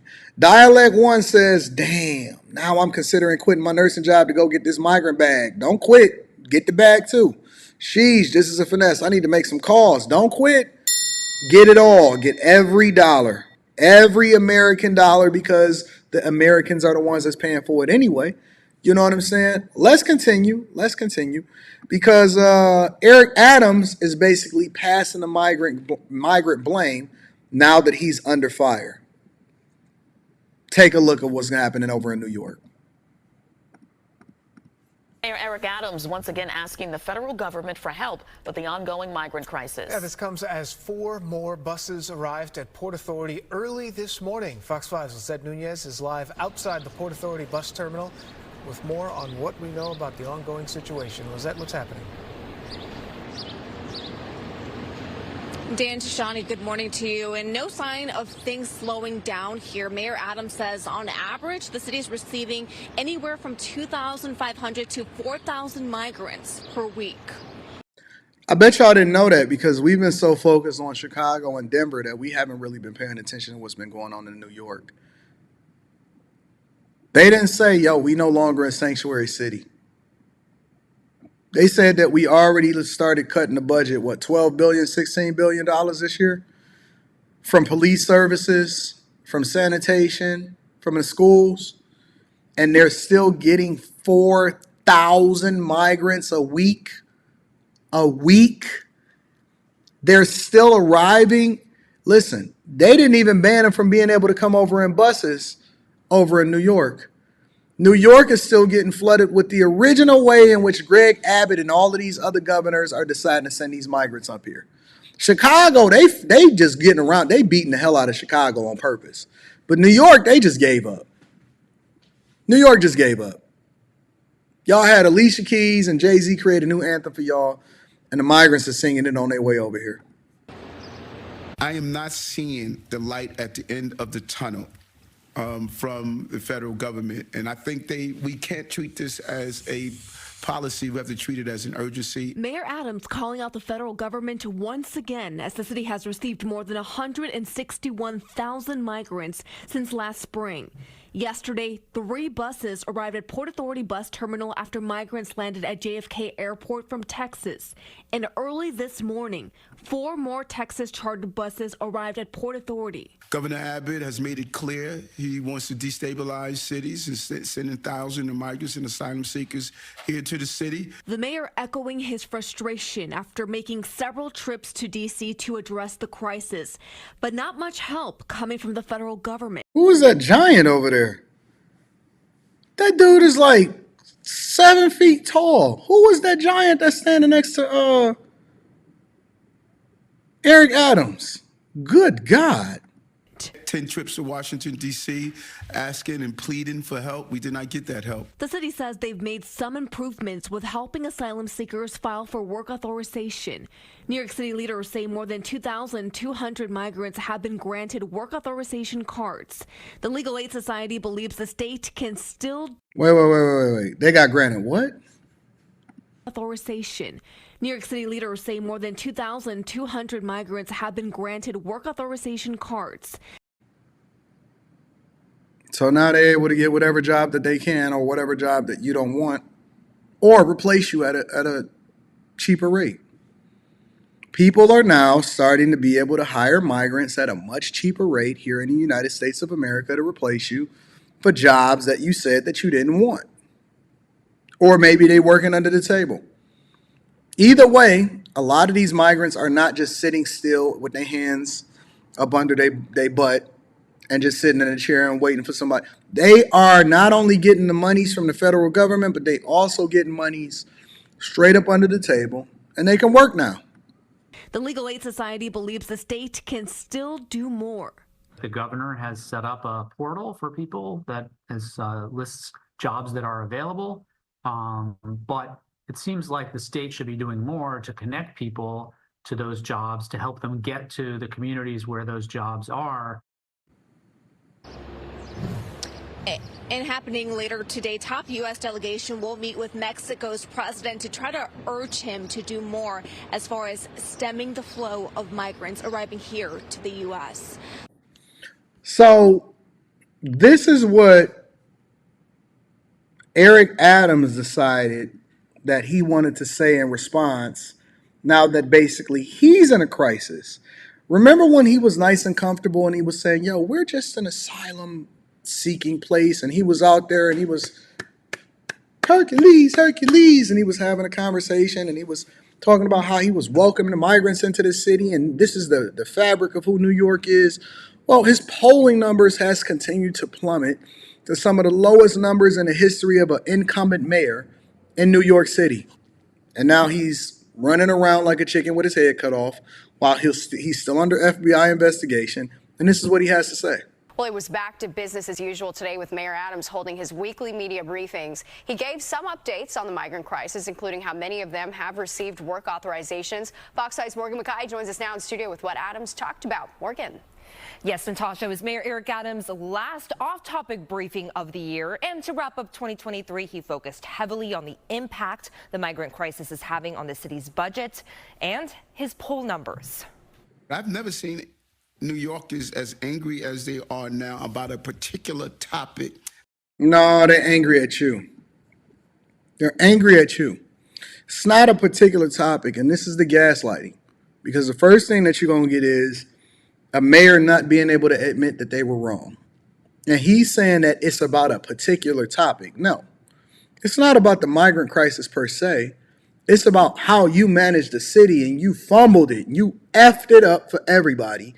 And now one small issue turned into a gigantic problem, and it's starting to filter out into everything that y'all know as far as the budget being messed up and your schools is being overrun and the budgets is messed up with the schools and the police officers can't protect you and they running around and they getting were laid off and they can't hold on to it, and sanitation as though y'all didn't already have a rat problem. And so it now becomes a snowball effect for the things that's wrong with New York. And it's not just one particular issue that they have all rallied behind. Mayor Eric Adams' approval ratings this year have been dismal, and in a recent Quinnipiac poll, he saw approval numbers lower than any mayor in history. But Adams I'm gonna read those super chats shortly.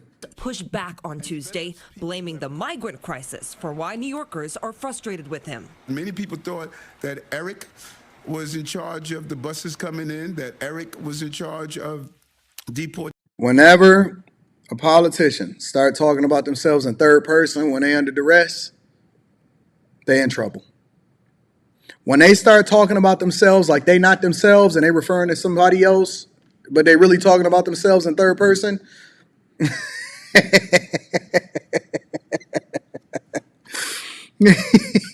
listen, if you ever find me in a scandal and I don't say, you know what, man, they wrong, that's a rumor, that's fake. Or I don't say, you know what, I did mess up, my bad. But instead, I say, well, Anton wasn't even focused at that particular time. Anton was in a whole nother space. What y'all talking about? When I start, if I'm in trouble and I'm not addressing it directly by saying, no, that's false, or yeah, that's right, but it's my bad, it's my mistake, thanks for calling me out on that, and I start referring to myself like I'm not myself, and I start talking about somebody else like it's me and it's not me, and you start saying, well, I don't know what y'all trying to hold Anton accountable for.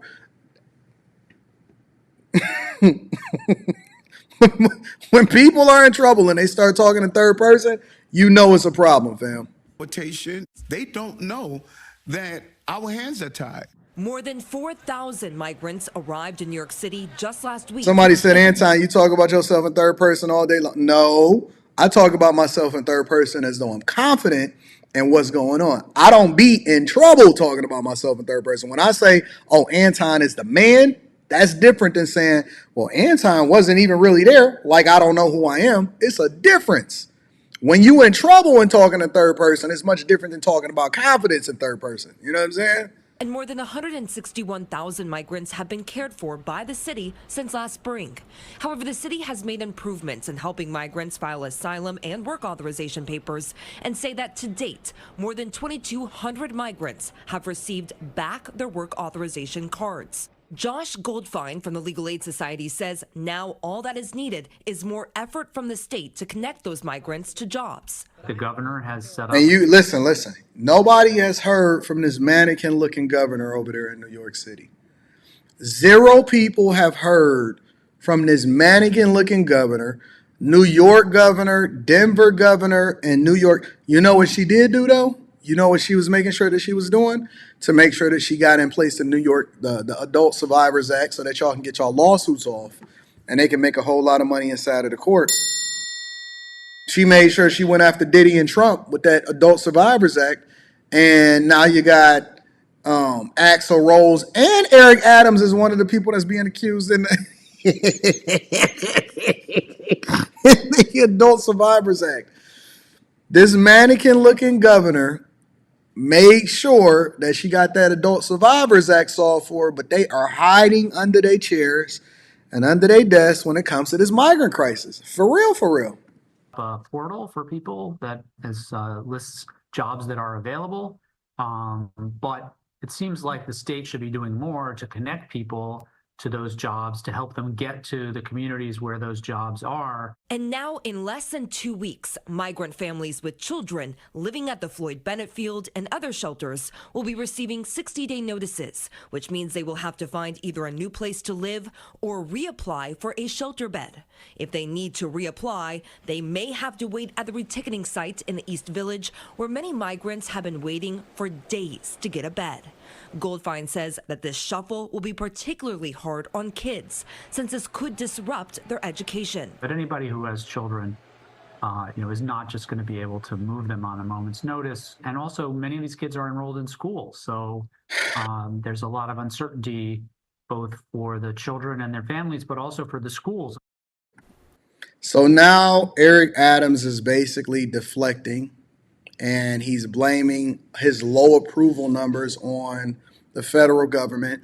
But again, the one thing that I've seen that I haven't seen yet, whether you got a small town like Thornton Township and Dolton, where Tiffany Henyard is over there running it like the mob and trying to prevent any person that run against her from being able to make the same money that she was making, or if you have Chicago, New York, or Denver, or LA and Atlanta for that matter, I have not seen one politician say that I'm wrong or take responsibility for the things that they put they constituents in. So that is what's happening over in New York. Let me read a couple of the super chats and we're going to continue over with the show. Shout out to Shane Wright. Said he part of the Bag Chasers now. Salute to the Chasers. Make sure y'all tap into the Patreon. Link is in the description as well as pinned to the top of the chat. My dog, Shane. Prince Elian says, the founding fathers started a war over a 2% tax on tea. Yet we sit around and refuse to vote because we don't think it matters how far we, bro, that is a great super chat. You make the most out of that $5, big dog.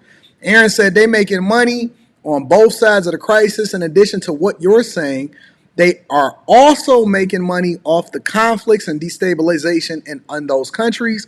Cheap access to raw materials. That's a really good one, Aaron. I didn't even think about that. I'm a C student, and so you're an A student, so you're a much smarter guy than me.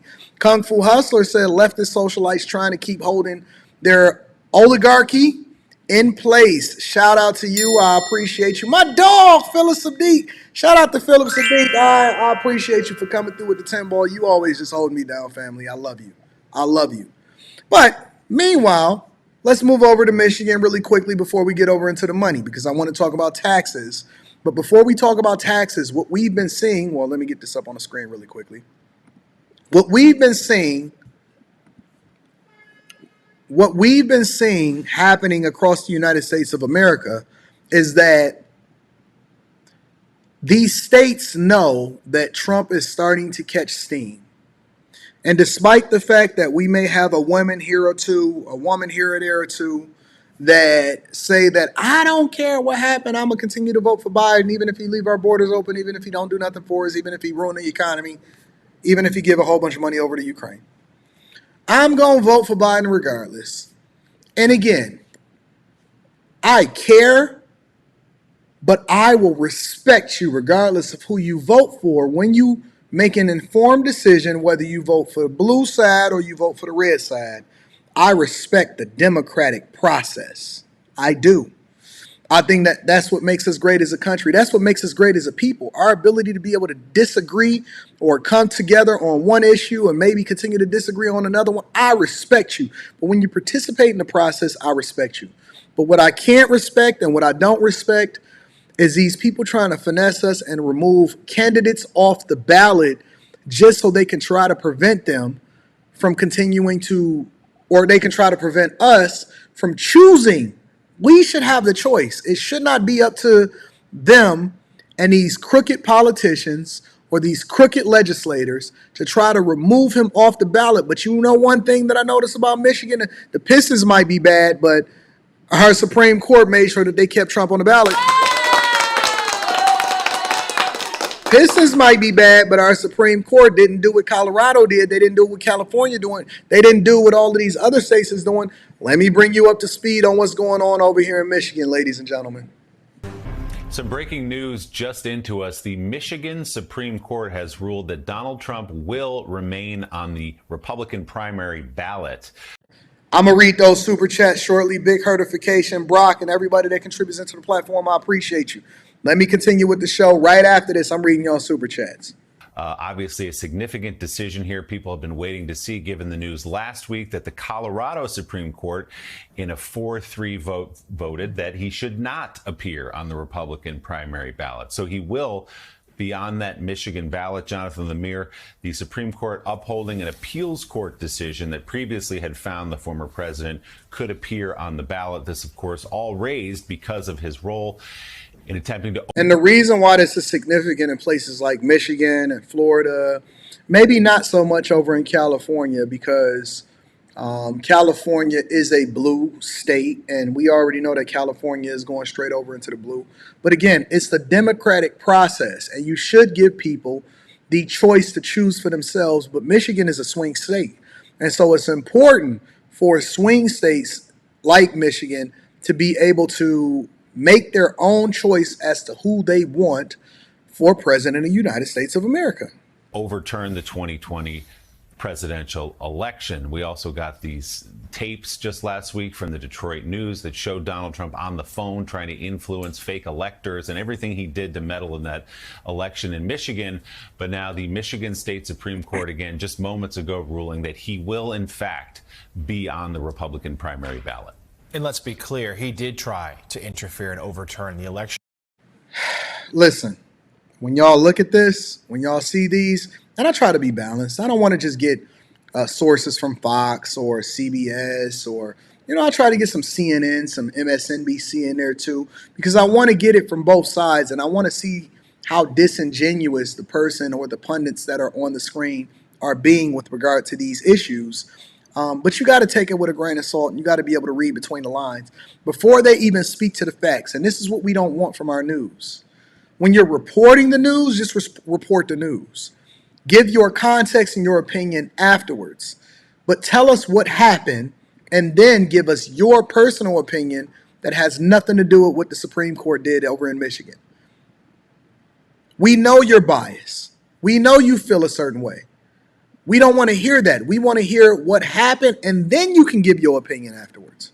Results, but legal scholars have been split as to whether or not that should keep him from these ballots here. And we're seeing that now play out in the states. Colorado, at least for now, has him off the ballot. Now Michigan says he can stay on. And we know the Supreme Court likely will end up with that Colorado case at some point down the road. But, whether or not this holds, the politics of this are also very, very tricky. There are some Democrats who say, look, Trump should be held accountable for inspiring an insurrection. That's what the amendment is about to the Constitution. He should be held accountable for words mean things. Inspiring an insurrection. Not that he led it, not that he'd been convicted of it. None of that. He should be held accountable for inspiring an insurrection. Therefore, he shouldn't be able to be in office. He shouldn't be on the ballot. But other Democrats think this is just simply playing into Trump's hands. And this seems like a legal bank shot that actually makes him only politically stronger. And it fuels his arguments, as nonsensical as they are, that the deep state is trying to hold him down. And what have we seen since the Colorado case? All of these Republicans, including those who are trying to beat him in the Republican primaries, rallying to his defense. So he is. And it's making them stronger. What these idiots in office are not realizing is the more that you bring visibility to your incompetence and that you try to finesse the system to keep them off the ballot, the more we're like, oh, okay. So they trying to cheat us. So you can't beat us fair and square. You can't beat him fair and square. Now you want to keep him off the ballot. And again, I respect somebody participating in the democratic process and voting for who they feel is best for the job. That is just American. But what I don't respect, regardless of where you stand on the aisle, is when you try to cheat your way to the top and you try to remove the option from the American people from voting for who they feel is best for the job. I don't respect you. And they're making him stronger. They're making him bigger. They giving him bigger wings. They're giving him bigger wings. They basically making him a super president now. The best thing that I think could have ever happened, honestly, is for us to realize the error of our ways. And now we realize how bad it really was, because you can't say now, well, what if we'd had Biden? He would have fixed the economy. We seen what's happening. We see our borders being left open. And the best thing I believe that could have happened is for people to deal with and have to sit in their own medicine. When you got to sit in your own poop, when you over there in Chicago and you got all of these migrants in there because y'all only wanted to show out and turn out to a 5% voter turnout rate for somebody that's 10 times worse than Lori Harvey, now you got to deal with that. You voted for Eric Adams. Now you got to deal with that. And see, when we get somebody and they don't do well, we just be like, oh man, we just messed up. But when you get somebody, it's always somebody else's fault. Only grown stronger from that. I think there are some Democrats, frankly, who probably are breathing a sigh of relief that he won't be kicked off at least this other state's ballot. Yeah, Peter Baker, Donald Trump objectively meddled in the Michigan election in 2020. It's all See how they got to keep saying it in order to deflect from the real issue? on tape. We know that to be true, but what the court has said here and in other places is this is a political issue. This is not one for the courts to decide. The Colorado Supreme Court disagreed in that 4-3 vote. But as Jonathan said, Colorado alone has given Donald Trump, and even some of his opponents like Chris Christie have said, this just gives him fuel to say, look, they're trying to stop us by these other means because they can't stop you from voting for me. So do you think we'll see this when it hits the Supreme Court, and whenever that is, and likely to the Colorado ruling go all the way to the United States Supreme Court? How is this going to play out? Yeah, I mean, this just emphasizes why the Supreme Court is likely to take it up, right? You can't have different interpretations of the federal Constitution in different states without, some serious credibility issues. Why would the Constitution mean one thing in Colorado and mean another thing in Michigan? That's why people look to the Supreme Court to tell us what the Constitution means here. What they're talking about, of course, is the 14th Amendment. This was put in after the Civil War. It was intended to mean Confederates, high-level Confederates couldn't take office afterwards. It's being applied in this case because it doesn't have a specific Confederate, labeling. It applies to any insurrection. And then people want the Supreme Court to say, okay, does this suit this particular case? And there are a number of questions here. It's not just the question of whether or not Donald Trump interfered in the election. It's for whether he led an insurrection. There are some people who disagree about that, whether that word applies in this case. He hasn't been charged with insurrection, remember, by Jack Smith. He's been charged. So if he hasn't been charged with insurrection, and you're trying to base this off of a law that has no application to it, that came about, and the context matters. And this is why it's not just about the laws that's written, it's our interpretation of the law. It's not just the laws that's written, it's the interpretation of it. Because if you leave it too broad, then you can start to apply it to things that's not even relevant as to why it came about in the first place. Your interpretation of it, he has not, you cannot say that he's done something that he has not been convicted of, A. And we are not in Rome. Maybe we are in Rome. Maybe mob rules. Maybe the court of public opinion is the only thing that matters. But this just shows that it's not about the truth. It's only about how we feel about a person. And then mob rules, and we can start to remove people off of ballots and become undemocratic as though we Kim Jong-un. So they're going to give you the choice that they want you to have, not allow for you to be able to pick it for yourself. Okay. With a number of other crimes, very serious crimes that could put him in prison if he's convicted, but he did not use insurrection as one of those charges. A lot of people say that doesn't matter. He was impeached for insurrection, even though not convicted by the Senate. There are other questions the Supreme Court has to address. Does this need Congress to implement legislation to put that amendment into effect? There's some people who argue that that's in fact the case, and that may be one way the Supreme Court chooses to rule on this rather than get to the question of whether or not Trump committed insurrection or not. So there's a lot of different legal questions involved. The political questions that you and Jonathan just talked about are actually probably just as significant, right? What does this tell the electorate? Does this play into his hands by saying, see, they don't want you, the voters, to have a chance to decide this election? And a lot of Democrats think that Donald Trump is better beaten at the ballot box than beaten through the court system, because then it removes that sort of legitimacy that he's seeking from a new vote electing him to the presidency. And it's unfortunate, but I'm very glad, even though I don't like our governor, I don't like the Michigan governor. I'm not even going to cap. I'm not a fan of the Michigan governor, but I support the Michigan governor because the Michigan governor was elected by the people fair and square. And during the next election, I'll evaluate the candidates and I'll pick from there. But the fact that the Michigan Supreme Court upheld and left Colorado by themselves and their disrespect of our democratic process of being able to get people elected based off of the vote of the people, I'm glad that Michigan did that, even though the Pistons is losing. The Pistons may be losing. The Pistons may be setting a record. I'm deciding that I don't want to go to the games no more, but I'm very, very thankful that the Michigan decided to keep Trump on the ballot. Shout out to the Michigan Supreme Court. Let me read some of these super chats, and then we're going to get to the final thing. David Williams says, big man, I'll take the time out, but I'm here for big bro, not a big kid. Shout out to David Williams with the 5 ball. I appreciate you. Big Hurt is in the building. Hold on.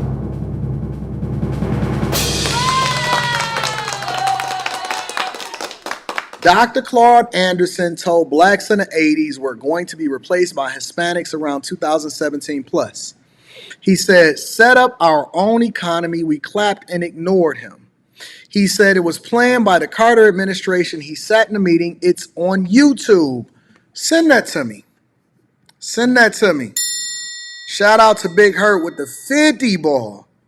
Everybody got Christmas bonuses. Everybody got great. We getting to the bag over at the Chasers. Shout out to the Bag Chasers. Make sure y'all tap into the Patreon. Link is in the description as well as pinned to the top of the chat. My dog Brock is in the building with the Pass of Love offering. Shout out to Brock. Umberto Ramos says, Big Ant, have you visited Wellington, Florida near S3.EP251? No, I don't think that I have. I don't think that I visited Wellington, Florida. What's in Wellington, Florida? Keep me in the loop of what's happening in Wellington. Sharik43 says, AD, you think the next president can revoke all those legal statuses Crooked J gave those Venezuelans and other illegals since they came illegal in the first place? I don't know, because the president has limited authority to be able to do anything without the authorization from other legislative branches. That's why we have different layers of government in order to prevent dictatorship, right? And so unless it's an emergency or you have a terrorist attack to where they can then direct the military, or, you know, you having a real crisis or you can consider something a crisis, it's hard for them to be able to overrule what's happening in the different states. I think that they would be more likely to try to be getting on his side in order to prevent their states from going to HE double hockey. Very rarely do you see people kicking people out that's already been here or have authorization to work here after they get there. It's really a matter of preventing people from getting over here and getting the status in the first place, especially if they're illegal. You know what I'm saying? So I don't know. We're going to see about that. But I think it's pretty interesting. Let's just pray that we have a better president than the one that comes in next. AL says, people who celebrate him getting kicked off the ballot never think about the slippery slope. What are they going to do when it's the rabbit's turn to get the gun? Yeah, it ain't no fun when a rabbit got the gun. Seek the Light says, sent you an email. FBI got the mayor in the city next to Dalton. Yeah, I seen that. That happened back in November. I've been paying attention to that. I'm going to bring that to the front of the congregation. We're going to talk about that. Maybe Tiffany is next. I'm not wishing for anybody to get locked up. What I am wishing for is people to do the right thing. You know what I'm saying? Stop finessing. Jamal Park says, how do you keep track of all of your businesses? If all of your businesses and projects and milestones, do you use Microsoft Planner or another application, or is it all in your head? Everything is documented. Everything is in a process. We use Kanban. We use a combination of Kanban boards. We use Kanban boards. We use calendars, and then different projects require a different level of dedication, right? So, for example, for the real estate development aspect of the business, I have Rita running that. And so Rita, I've set her up, and I've basically set up a process where she's being taught and basically she's being managed, even though she's the one that's actually over the projects. She's being managed by the project managers and the architects so that they basically teach her every single aspect of the business. And it's only one project, so everything is divided and all we do is duplicate it. So I'll give you an example, right? A lot of people know the application that I use in order to manage the books.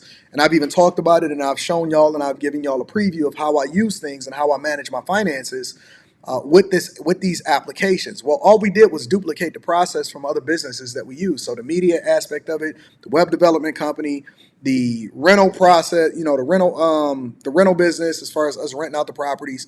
And then we got a land development / real estate development arm of the businesses that we recently started that allows for us to be able to do it. So all we did was duplicate the process, and we can just drop down and click whichever one that we want to manage, and then we start to put in all of the information in order to do the right bookkeeping and doing the budget and the planning, and we can foresee and project that out, right? So Everything is basically Kanban. We got different things that we want done, and the same process that we've learned and used as far as corporate America, we basically just took it and we applied it to our own businesses. So everything that I learned in corporate America, I take it, I use an agile process, and then I apply it to my own businesses and my personal life. If y'all, that's a very good question. If y'all are not taking the things that you've learned in corporate America and managing and participating in an agile process and all of that, and you're not applying it to your own life, if the only time that you use these tools is you use them in corporate, I'll give you another example, right? For my editor, I don't need my editor. I have spaces for people to be able to come in and edit in the studio. I got 27-inch monitors, Apple monitors. I got Mac Studios, the $4,000 joints. But everything we do is set up based off a cloud. And so I give permissions, or we can give permissions in the cloud for them to be able to access certain files. So they got certain templates that they've developed. They got access to certain things. When we upload an interview, it goes straight up into the cloud.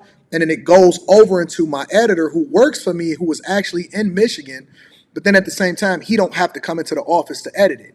So we then set that project in place the same way that we would do it in corporate America. And we got Kanban boards for importance for when we want certain things done because we want to deploy. And that applies to every single video that gets edited, everything that gets chopped up. And then, we pull it up and down and we send it up and through the cloud, and then we'll archive it and send it over into a completely different cloud folder that allows for us to then use that process to make sure that we can always pull it back out, or we hold on to those files, and then we back those files up on actual hard drives. That's in 2 different places, just in case anything ever happens to the cloud. So nothing has ever happens to our cloud, our cloud infrastructure that we got set up with the company. But then at the same time, we also back everything up on multiple different hard drives, so we'll always have those files and we'll never lose them. So everything is process related. That's how we're able to stay so organized. That's why we never miss. And then we make sure that everybody is managing each other's calendars. They got access to be able to see my calendar. They can put anything on my calendar. They can set a meeting on my calendar the same way that we do in corporate America. So everything is process driven. When you start to get into business, most people mess up because they're not process driven. They're project driven. Let me say it again. They're not process driven. They're project driven. You have to take the same insight that you get and that you manage from corporate America, and you apply it to your regular everyday lives. For those of y'all on a very simple level, right? And I'm about to go over into the next thing. At a very minimum, you guys have calendars that you live and die by, that your bosses and your manager force you to actually go by for when you got meetings, when you have a one-on-one with your boss, when you have to do a stand-up with your team on a daily basis. But then in your regular life, you're just going based off of your memory instead of actually having a process. If you got to get something ordered, or you need a new computer, or you need to get something expensed for something that you had to buy that you need to get reimbursed by, that's a process that you have to go through in order to make sure that you properly account for that, for what you buying and what you doing. If you got to go and take a conference, or you taking a trip, or you need another piece of equipment, there's a process associated with that. But then when we get into our regular lives, we don't even have a budget for how we live our lives when we get our paycheck. That's weird to me. How can you have all of this insight? How can you be so well groomed to be such a professional, but y'all not taking any of this stuff and applying it to your own business and your own life, and y'all just living life a la vida loca? When we step outside of what we do in our regular lives, and we put our regular hats off, take our regular hats off, and then we step into corporate America, we operate with a level of professionalism that we don't apply to our own households. Your cube, your office at work is spotless and clean, but your house and your bedroom is messed up. In your home office, you can't get a toy removed. Everything that you do has to be aligned. Everything that you have going on, the same way that you operate in corporate America, the same way you operate in your business is the same way that you should be operating in your professional life. That way, when you start to grow the business, all you're doing is expanding, and it's making it easier because you have a process in place that allows for you to be able to bring people in, onboard them, get them set up, be able to have visibility into what they're doing, and then be able to manage your time more effectively around that. My goal is to make sure that we're always operating in the best processes implementing new processes instead of trying to just grow the business. It's easier to grow the business when you have visibility into where you need to grow at. Maybe I need to expand my team. Maybe I don't need to expand my team. Maybe that person has a lot of time on their hands and we just need to spend more money making sure that they're better suited or better trained for what it is that they do, or give them a raise and they can take on more responsibility instead of just hiring somebody else. But if you don't have visibility into that, if you run in a restaurant and you're not using data-driven decisions to understand what's going to be your busiest days, how many employees you need to hire, whether or not you should be open on the weekends, whether or not you should close on this day, then you're just moving. You're just doing a lot of stuff, but you're not going nowhere. You're running on a hamster wheel and you're not allowing for yourself to be to run as fast as you can based off of what your capabilities are. You just moving. You're not taking an elevator. You just running up and down steps. Now that may feel like you're doing a lot, but you can be a lot more efficient to grow your business much more effectively if you start to implement processes. If you don't, every single week on Sundays, this ain't even supposed to be a segment. Y'all making me go into a bunch of stuff and I'm teaching y'all stuff I shouldn't even be teaching y'all. This is stuff that we talk about in the Patreon, but I'm gonna need y'all to join the Patreon because it's gonna be a whole nother wave that's coming in the Patreon, and I got a lot of things planned for y'all. Every single Sunday, me and Rita, not the whole team, that's separate meetings, but me and Rita sit down and we don't take our computers, we take our iPads, we go over the schedule, we look at what we've done, we look at the budget that we've allocated over for real estate, we look at the budget that we're doing over for media, we go over who it is that we want to come into the studio, we start to plan around what days makes the most sense, and we're basically spending, and we do it over breakfast. We don't do it in a formal setting, we're not doing it in the living room. We go out, we take our iPad, she got her own iPad, I got my own iPad Pro, and we go over our schedule, we go over the business, we go over the things that we got planned and going on, and then I check on her mental health. Hey, what is it that you need to do? Do you need another assistant? Do you want to move into a different position?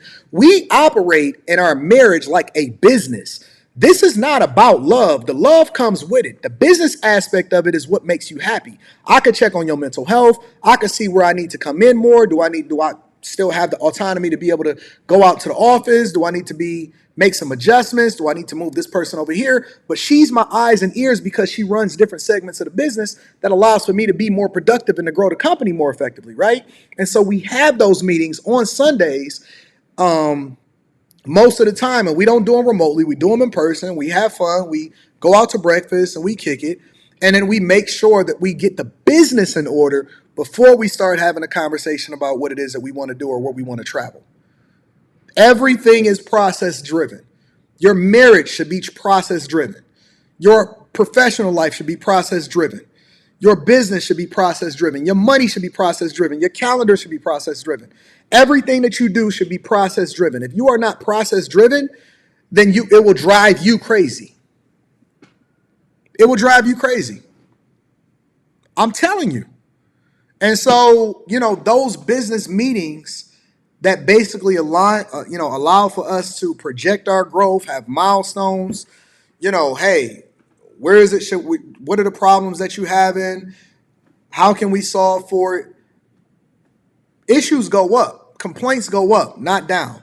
My job as the leader of my household, as the leader of my companies, as the leader of this media, as the leader of you guys to an extent, is to figure out how I can give you the best information to put you in the best position possible. I don't fire people. I never fire people. My job is to figure out where it is that I could best put you so that you can be most effective and happy. Hey, we don't need to hire nobody else. Let's just give them a raise. We'll give them an extra $25,000 a year and let them be more productive because they're looking to do more things for it anyway. They'll be more happy and we can keep them longer because it costs us more to be able to train an employee 2 to 3 times more in order to onboard, hire somebody and find somebody else. And I ain't doing all of that. We just going to move more efficient. We don't need to hire nobody else. We're going to keep our same team. We're going to expand, give more responsibility, train people up. That way, the next person that come in up under them, not necessarily is hired to be their counterpart. They should be training and growing the business. They should be grooming them. We should be grooming them to take over different parts of the business as we grow. You see what I'm saying? So my job is never to get rid of or to criticize or anything. Like, even with you guys, I'm not trying to figure out when I'm going into 2024 and my audience and the Patreon members, I'm not trying to figure out how we can make more money or expand the business. We trying to figure out how we can add more value, because when I come in here every day and I say, hey, give me a mental health check. Check out what's going on. What are y'all feeling? How are y'all going through things? I go in and I look at the Discord inside of the Patreon that's attached to any of the link to the Discord is attached to any of the most recent posts inside of the Patreon. We looking at whether or not we need to finally launch our own platform in order to get off Patreon, because we can structure the content better to have a better experience for the people. I'm checking the sentiment of the people to understand where they at, how much further or how much longer do I need to give them baby food? Can we bring everybody along to the next level? How many new members that we got to get up to speed to make sure everybody on the same page? Where we gonna meet at next? What's the city that's closest to the most people so we can have the biggest effect on people? It's a process-driven thing that we go through year by year, day by day, and we just improve on the processes, or we get rid of certain things that no longer suit what we're doing from a business perspective. And that applies to the relationship, that applies to the business, and you will have an incredibly fruitful, loving, fun-filled, great growing business if you start to look at things in the same professional manner that you look at them as you go into corporate America every day. That's why I tell y'all to dress for the position that you want, not the position that you in. That's a great question. That is an awesome question. And when y'all have these conversations, and I want y'all to tune into the Anton Daniels channel tonight at 10 p.m. Eastern, when I go to talk about relationships, and we do our Wednesday night live stream. When these people come on here and they tell y'all what y'all supposed to be doing in y'all relationships and what y'all should be looking for, they don't have a clue. They don't know what it's like to grow into. How can somebody life coach you when they ain't never been through life? They ain't never built a business. They don't know how to apply business principles into a relationship and vice versa. They ain't never been able to hold on or go through something in order to get to something that's better than it. They don't know anything about women. They don't know the nature of men. They don't know the nature of women. All they know is heartache, destruction, and not being able to finish the thing that they started and everything that they've done in their life, whether it be professionally or in a relationship. So what makes you think that you can then have a conversation holistically all the way across the board? Because it's layers. It's layers to professionalism. It's layers to getting to the next level when you're talking about executive compensation. There's layers to the next level when it comes to grooming people or putting people in position of power or finding the next person that actually supposed to come into your business and then transform it into the next thing that you... Growth. What is growth? Compensation, paying your people. What makes them happy? When should you have meetings? Do you have too many meetings? Do you have too many meetings with your chick? When do you pull back? What makes them happy? How can you then give them purpose, right? These people have no clue of what it means and actually to be in a successful relationship, successfully married. And so even when you see these women and they come after me and they say, well, I don't like Anton. No, you don't like yourself. Because I'm going to give you the harsh reality of what it takes in order to get to the thing that you really want. I'm not here to tell you the thing that makes you feel good. I live my life based off of the results, and that's what I'm trying to convey over to you. So get out of your emotions, get out of your feelings, get out of the thing that make you feel good about yourself temporarily to get to the thing that makes you feel great about yourself forever. Forever. When you're choosing a wife, when you're deciding that you want to give yourself over to your husband, there's a process for that, a vetting process for the person that you're supposed to be with forever, not the person that makes you feel good right now. That's why you a single baby mama. That's why you a single father right now, because you led with your eyes and your mind instead of leading with your heart and your understanding. There's business principles that come along with being able to be spiritual and read the Bible, learning, understanding the growth. It takes you 40 years to be 40 years old. You can't skip steps. You can't skip the process. You have to understand it and go through it in order to get to it. And so I've been there. I've done it. I've done every single thing that you think that you're going to go through. I've already mastered it. I've already overcame it. I've seen it happening. I can give you the steps to what you're going to be successful in. I can even guide you through the tumultuous times that you're going to experience. I know that you're supposed to suffer. That's just coming with the territory. But if you want to get to the results, if you want to be rich, if you want to have a great marriage and relationship, there's a process associated with it. And you're not going to get it on the pulpit. You're going to have to be all-encompassing. If you want to rock out with us over at the Bag Chasers, you don't just get the game on how it is that you can make more money. You're going to have to work on the character. You're going to have to understand what it means to be successful when it comes to business related, because you got to run your household like a business. As a man, you have to run your household like a business. As a protector, you have to look at things and see things differently. You got to put people in position of power. Everything comes back to how you look at things from a business perspective. And when I say relationships and marriage is a business first, that's all encompassing. All encompassing. Tune into it. I'm going to save the last segment because I'm at my 2-hour mark. I'm going to save the last segment for tomorrow. So we're going to go over that because I want to talk about taxes. I want to get to the money. I want to talk about planning for your next fiscal year as far as the amount of money that you make, what you should be having your dependents at, when you should start a business, how you should leverage your tax return, what to do if you got debt. And so I'm going to save that for tomorrow. But I need y'all to really, really tune in. Now is the time. Now is the time for you to really hold on to and get immersed in what is going to be the best thing for you long term. It's not time for games, time out for games. It's time out for feelings. We too old to be leaning into our feelings, to be going with people based off of whether we like them or not. We got to go into things based off of results. It's time out for all of the games. You had enough time to mess up your life. Now we're going to get things together and we're going to run it up in 2024. We're going to really run it up. We're going to get rid of the debt. We're going to fix any issues. We're going to have forgiveness. We're going to make sure that we align ourselves with people that we're supposed to be going in the direction of. We're going to get assets. We're going to make investments. We're going to make real estate purchases. We're going to learn more. We're going to grow more. We're going to suffer more. We're going to cry more. Some of us are going to go through some things. We're going to pray for each other, and we're going to grow.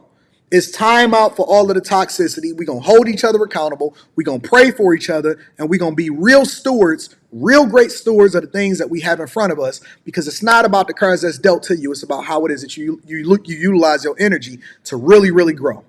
That's what life is about. You ain't got to like me, but you got to do the thing that's best for you. Let me say that again. You don't have to like me. You got to do the thing that's in your best interest. It's up to you. Let me read some of these super chats and I'm going to get y'all up out of here for the day. Centennial G says, brother AD, humble request. I'm on YouTube often, but bring Umar Johnson back to the discussion. This mother effer comments on Kobe and his wife contributions to help PWIs as pure stupidity, yet this clown can't even open his own. Let me look at this. Let me pull up Umar Johnson. Give me a second. Woo! I see y'all wanted to make sure that y'all brought Umar Johnson to the front of the congregation. Let me see.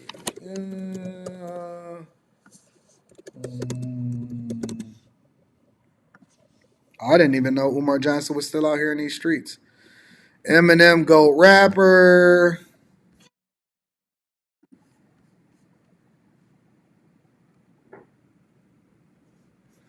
Umar Johnson.